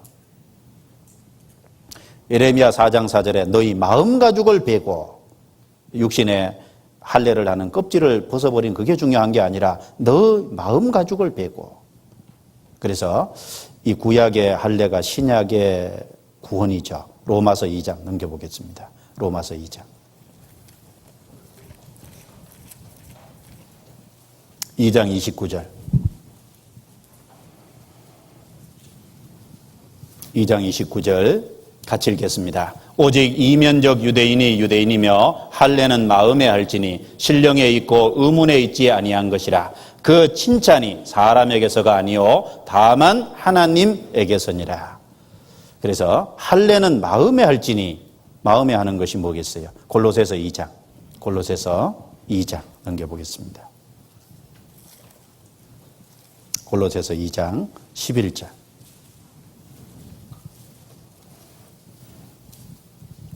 같이 읽어보죠. 또 그 안에서 너희가 손으로 하지 아니한 할례를 받았으니 곧 육적 몸을 벗는 것이요 그리스도의 할례니라. 그래서 손으로 하지 아니한 할례, 마음에 받는 할례, 그리스도의 할례, 구원이죠. 그리스도의 할례. 그래서 마음 가죽을 베고 마음을 찢고 주님께 돌아오라. 그 마음을 찢고 주님께 돌아오면 하나님께서 그 마음에 성령을 주실 거거든요. 그래서 구원을 안 받았다면 돌아가야 될 거고, 구원을 받고서 마음이 하나님께 점점 멀어져 있고 둔해져 있다면은 주님께 돌아가서 그 마음을 이제 정결케 해야 될 거예요. 그렇잖아요? 그리고 그 주님께 돌아오면 주님은 인애가 크시사 받아주시잖아요. 오래 참으사 아무도 멸망치 않고 다 회개하기를 바라시는. 그래서 인자하시며 인애하시며 인애가 크시다 그랬죠. 그 받아주십니다. 그래서 다 회개하기를 바란다 그 말 자체가 하나님의 사랑의 또 다른 표현이라고 할 수 있겠죠. 그래서 이 성경 안에 재앙에 대해서 계속 얘기해 놓은 것도요. 재앙은 하나님의 또 다른 사랑의 표현이에요. 또 다른 사랑의 표현인데 왜? 위험한 길일수록 위험 표지판이 많죠. 위험 표지판이 많습니다. 조심하라는 간절한 표현이잖아요. 제가 이제 경상도 살아서 지금은 이제 소백산 밑에 이제 터널이 뚫렸어요. 긴 터널이 뚫려서 이제 빨리 가게 돼 있는데 예전에 그 시골 한번 가려면 그 소백산 고개를 두리두루 이렇게 돌아야 돼요. 계속 도는데 그 굉장히 이렇게 난코스입니다. 그런데 가다 보면 이제 위험, 주의, 위험, 주의 계속 반복해서 있어요. 그래서 어릴 적에 이제 애들이 뒤에 승용차 몰고 가면 뒤에서 애들이 이제 둘이 하루는 그러더라고요. 둘이 가위바위보를 하면서 서로 꼴밤을 맞는데 위험이 나오면 네가 맞고 주의가 나오면 내가 맞고 저네들끼리 그러고 있어요. 그게 하도 많으니까. 위험한 길일수록 사실 그 표지판이 많잖아요. 성경에 하나님께서 재앙에 대한 얘기를 많이 해놓은 이유도요. 사랑의 또 다른 표현이에요. 그건 틀림없을 겁니다. 그래서 신명기 28장에도 보면 이스라엘 백성에게 축복에 대한 구절보다 저주에 대한 구절이 4배 이상 많아요. 왜 그러냐면 그 저주는 또 다른 사랑의 표현이거든요. 그래서 우리 시대요. 좋은 말만 해서 하나님께 안 돌아와요. 맞아요? 좋은 말만 해서 하나님께 안 돌아오거든. 하나님을 등지고 가면 이제 어떤 것이 있다는 걸 철저히 좀 알아야, 그렇죠? 지옥에 가고 멸망받고, 그리고 마지막 재앙이 있고, 그리고 주님의 재림이 있고, 그리고 마지막 심판이 있다는 걸 알아야 돼요. 그걸 강조해야 세상의 소망이 없어져야 주님께 돌아와요. 맞죠? 그냥 그런 거 없이요. 그냥 돌아오라고 하면 안 돌아와요.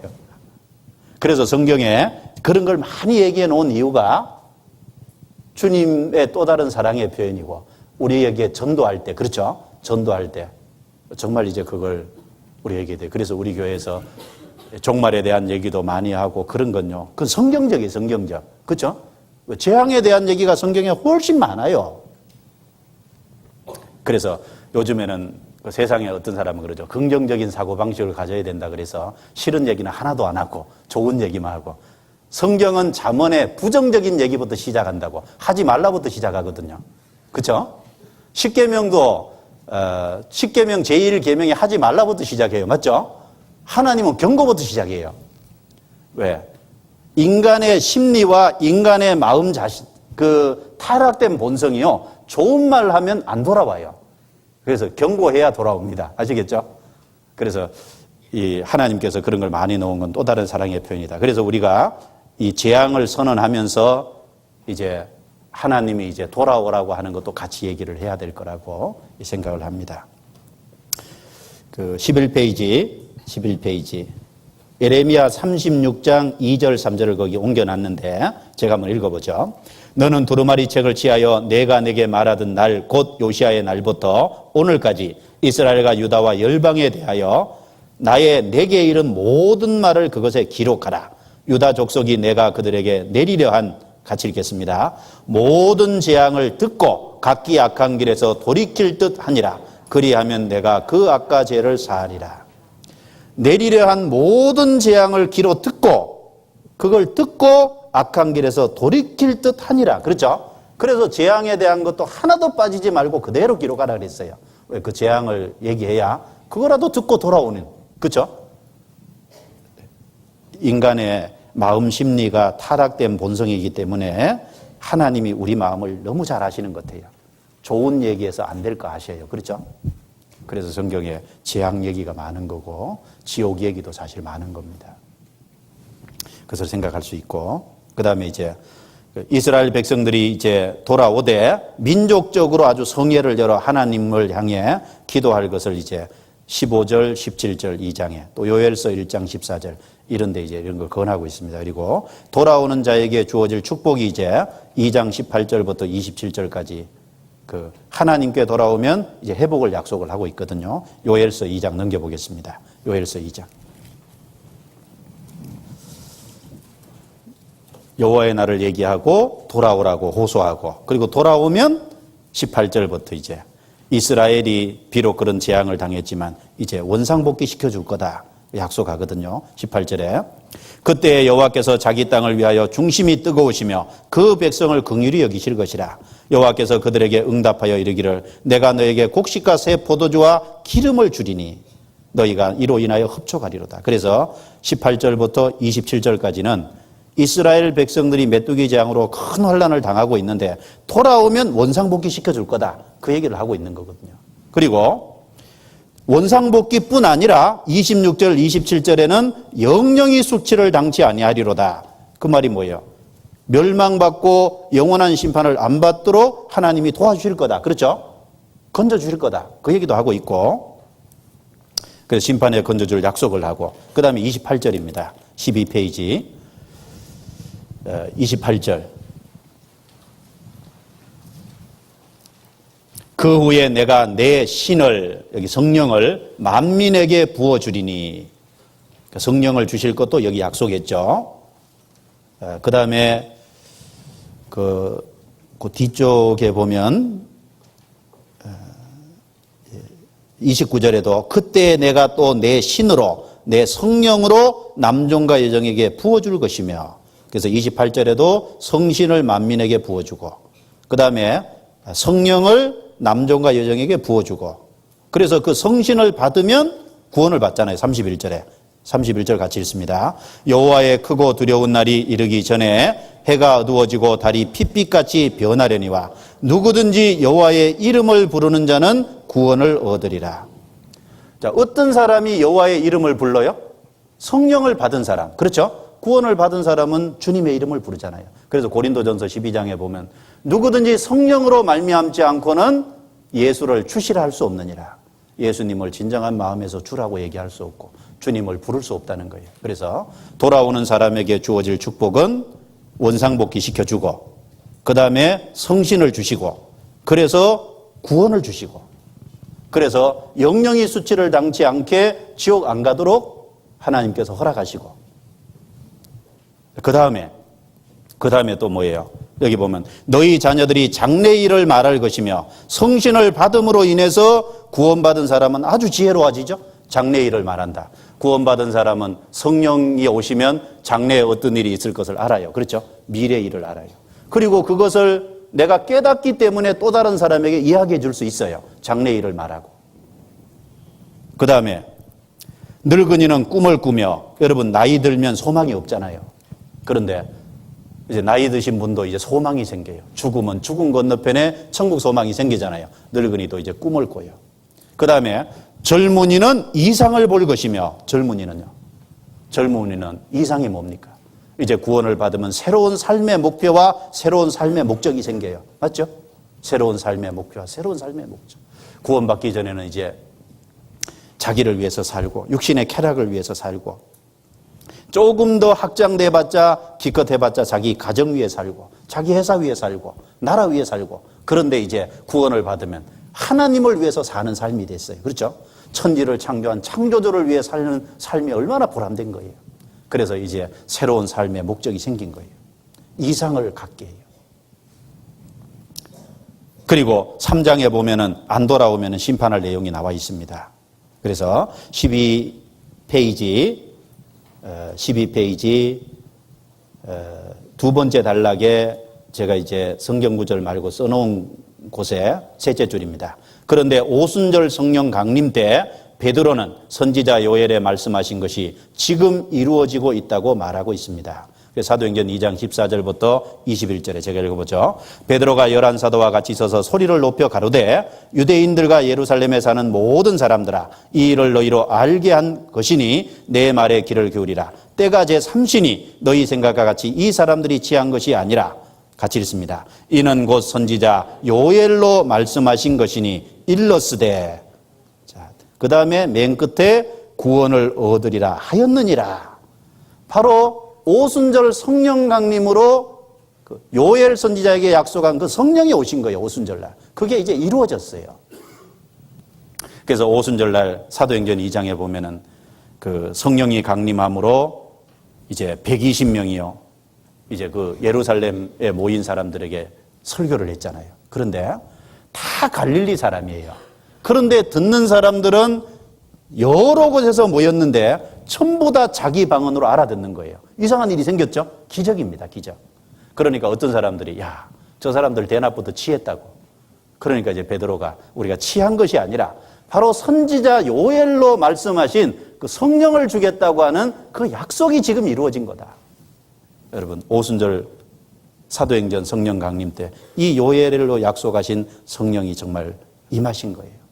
그때부터 시작해서 예수님이 다시 오시는 재림 때까지 그 주님에게 돌아오는 모든 사람에게는 계속 성령이 임하잖아요. 그렇죠? 그것이 지금도 계속되고 있는 거예요. 그 지금도 계속되고 있는 그 속에 저와 여러분도 구원받았죠. 저와 여러분도 성령을 받은 적이 있잖아요. 그렇죠? 그 약속이 오순절로부터 시작해서 계속 교회 역사 속에 이루어졌고 저도 그 가운데 1988년 주님께 돌아올 적에 성령을 받았고 여러분 각자도 돌아온 날이 있고 그렇죠? 그 날은 주님 재림하실 때까지 계속될 거예요. 맞죠? 주님 재림하실 때까지 그 일이 계속될 겁니다. 그리고 주님 재림하시면 뭐예요? 주님 재림하시면 더 이상 성령으로 구원받는 일이 없죠. 왜? 주님께서 성령으로 구원받은 사람을 데려가거든요. 그리고 이 세상에 비로소 여호와의 날이 임하는 거예요. 그렇죠? 여호와의 날은 이제 그 다음에 임해요. 진짜 심판이 임하는 거예요. 그래서 거기 보면 이런 말이 있죠. 31절에 여호와의 크고 30절부터 내가 이적을 하늘과 땅에 베풀리니 곧 피와 불과 연기와 기둥이라. 여호와의 크고 두려운 날이 이르기 전에 해가 어두워지고 달이 핏빛같이 변하려니와 누구든지 여호와의 이름을 부르는 자는 구원을 얻으리라. 자, 30절, 31절이 이루어지기 전에 32절 성령을 받고 구원을 받는 일이 먼저 이루어지고 그 다음에 성령을 받고 구원받는 일이 주님이 오시면 끝나고 그렇죠? 그 구원받은 사람을 데려가고 그리고 이제 구원받은 사람을 데려가면 이 땅에 30절, 31절이 이제 환난 속에 이루어져요. 아시겠죠? 이게 바로 이게 여호와의 크고 두려운 날이 7년 환난 속에 이루어지는 겁니다. 그래서 12페이지 밑에서 네 번째 단락 한번 제가 읽죠. 사도행전을 보면 얼핏 이해가 가지 않는 부분이 있다. 성령이 각 사람 속에 임하면 그로 말미암아 제사함에 대한 확신이 생기고 주의 이름을 부르는 자는 구원을 받게 된다는 그 말씀은 이루어졌는데 그때도 이루어지고 교회 역사 속에 지금도 이루어지고 있고 하늘이 어두워지고 달이 핏빛같이 변하는 여호와의 크고 두려운 날이 이른다는 것은 오순절 성령 강림 때 이루어지지 않은 것입니다. 그건 그때 안 이루어졌죠. 그런데 사도행전 2장 14절부터 21절까지 보면은 그 내용도 베드로가 같이 인용을 했거든요. 그래서 요엘로 말씀하신 것이 일러스되 하였느니라. 자, 이것은 베드로가 요엘서를 인용했을 때는 그 예언이 성취되었다는 뜻이 아니고 이제 시작이 되었다는 것입니다. 말세에 내가 내 영으로 모든 육체에게 부어주리니 너희 자녀들은 예언할 것이요 너희의 젊은이들은 환상을 보고 너희 늙은이들은 꿈을 꾸리라. 그때 내가 내 영으로 내 남종과 여종들에게 부어주리니 저희가 예언할 것이요 누구든지 주의 이름을 부르는 자는 구원을 얻으리라 하였느니라는 말씀은 오순절의 시작이 되어서 그리스도의 재림 때까지 이루어지고 있는 것입니다. 또 내가 위로 하늘에서나 기사와 아래로 땅에서는 징조를 베풀리니 곧 피와 불과 연기로다. 주의 크고 영화로운 날이 이르기 전에 해가 변하여 어두워지고 달이 변하여 피가 되리라는 말씀은 마지막 때에 이루어질 것입니다. 즉 사도행전은 시작이고 그 요엘서의 예언이 사도행전은 시작이고 요한계시록은 뭐죠? 그 사도행전 요엘서의 예언이 이제 종결되는 곳이에요. 아시겠죠? 요한계시록이 이제 끝나는 겁니다. 우리는 성령으로 복음이 전해지는 시대에 살아가고 있습니다. 성령을 받으면 너희 자녀들은 예언할 것이오라는 말씀을 요엘서에서는 너희 자녀들은 장래일을 말할 것이므로 말하고 있기 때문에 앞으로 일어날 일에 대한 깨달음을 가지게 되고 그것을 전할 것을 말하고 있는 것입니다. 그래서 요한복음 16장 24절 진리의 성령이 오시면 장래일을 알게 해주시고, 그래서 우리가 구원받고 나면요 그 장래일에 대해서 알잖아요. 그렇죠? 그래서 미래 앞으로 일어날 일도 알고 그 죽음을 건너가서 있을 내세도 알고 천국도 있다는 걸 알고 우리가 그것에 들어갈 것도 알고 구원 안 받은 자는 심판받을 것도 알고, 그거 우리가 장래일을 미리 다 알고 있잖아요. 주님은 그걸 우리에게 깨닫게 해주셨어요. 우리가 그걸 깨달았기 때문에 장래일을 또 다른 사람에게 알릴 수 있어요. 그렇죠? 여러분, 가장 지혜로운 사람이 누구겠어요, 이 세상에? 많이 배운 사람보다는 내세가 있다는 걸 알고, 그렇죠? 보이지 않는 걸 볼 수 있는 사람이 얼마나 그 지혜로운 사람이에요. 그리고 자기 운명을 아는 사람, 그 사람보다 지혜로운 사람이 누가 있겠어요? 그리고 너희의 젊은이들은 환상을 보고 너희 늙은이는 꿈을 꾸리라. 요엘서에서는 너희 늙은이는 꿈을 꾸며 너희 젊은이는 이상을 볼 것이며 말하고 있는데, 젊은이는 이상을 본다는 것은 새로운 목표와 비전을 가지게 될 것을 말하고 있고, 늙은이들의 꿈을 꾼다는 것은 늙으면 소망이 없는데 죽음 건너편에 영원한 소망을 가지게 될 것을 말하고 있습니다. 그래서 성령은 믿을 때 우리 속에 오십니다. 정말 돌이키고 돌아오는 사람에게 주님은 성령을 주셔요. 그래서 요한복음 7장 37절 39절에 믿는 자의 받을 성령이라 그랬죠. 믿는 자의 받을 성령. 믿어 약속의 성령으로 인치심을 받았으니, 에베소서 1장 13절에 우리가 믿을 때 성령이 오셨고, 그리고 성령님은 우리 안에서 어떤 일을 하셔요? 성령이 오심으로 우리를 거듭나게 하고, 그래서 하나님의 자녀로 삼아주셨죠. 그리고 14페이지 넘겨보겠습니다. 두 번째, 성령이 우리 속에 오셔서 성도 속에 계시면서 들어오시면 이제 영원히 안 나가요. 영원히 이제 우리와 함께 하셔요.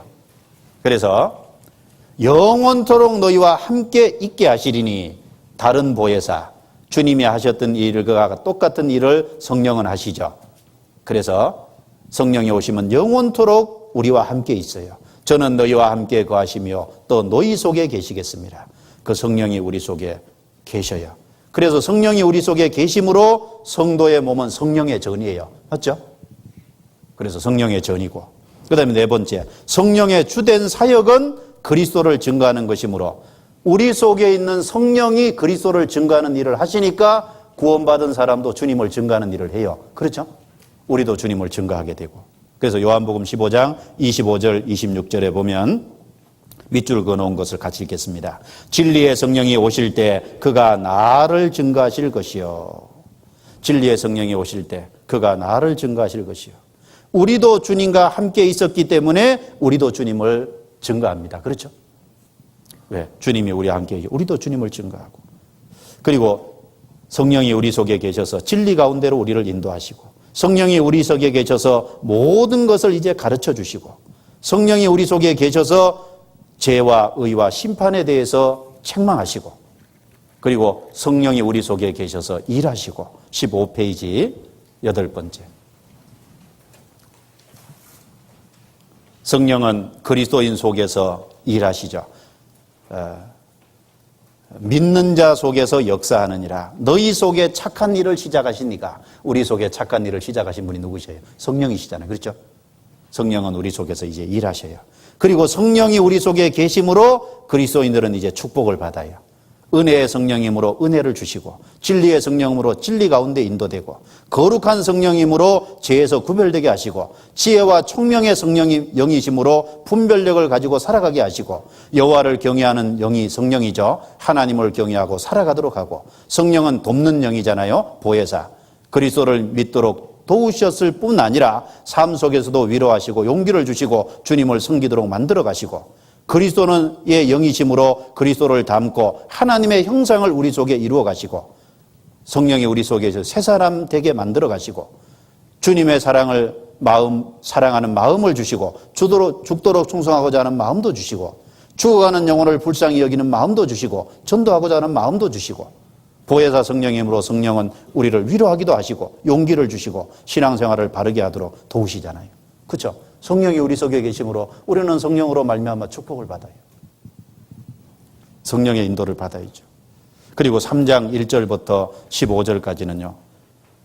돌아오지 않는 만국, 이제 만국을 심판하신다고 돼 있어요. 만국을. 그 다음에 16절부터 21절까지는 시온의 궁극적 영광인데 유다는 영원히 있겠고 예루살렘은 대대에 있으리라. 나 여호와가 시온에 거함이니라. 영원히 있겠고 대대에 있으리로다. 이것은 이제 궁극적으로 예수님이 재림하시면 이루어질 그리스도의 왕국, 영원한 새하늘을 가세 땅.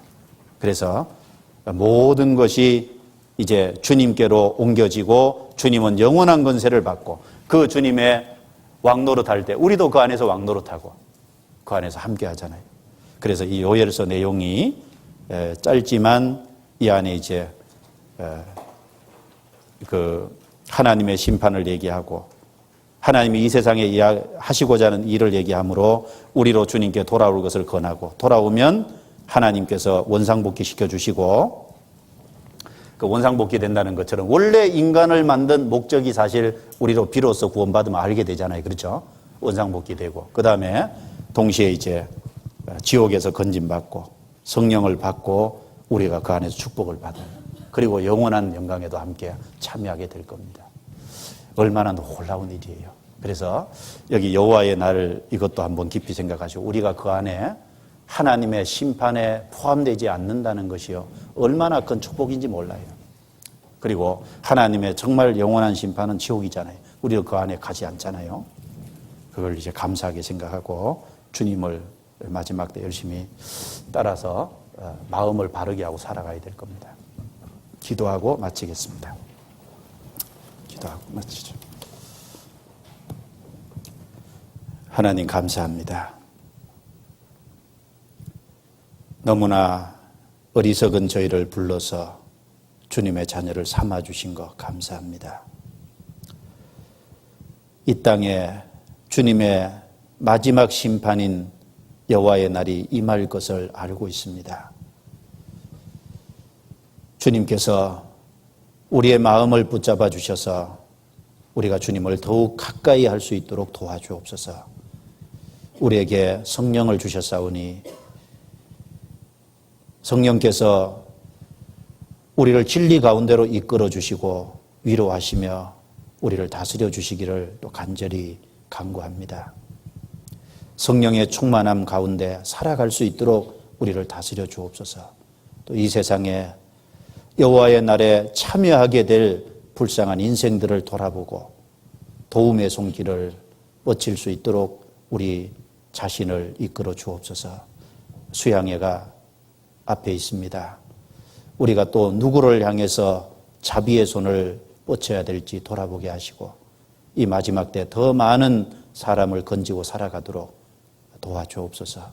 모든 걸 주께 의탁하오며 예수님 이름으로 기도드리옵니다. 아멘.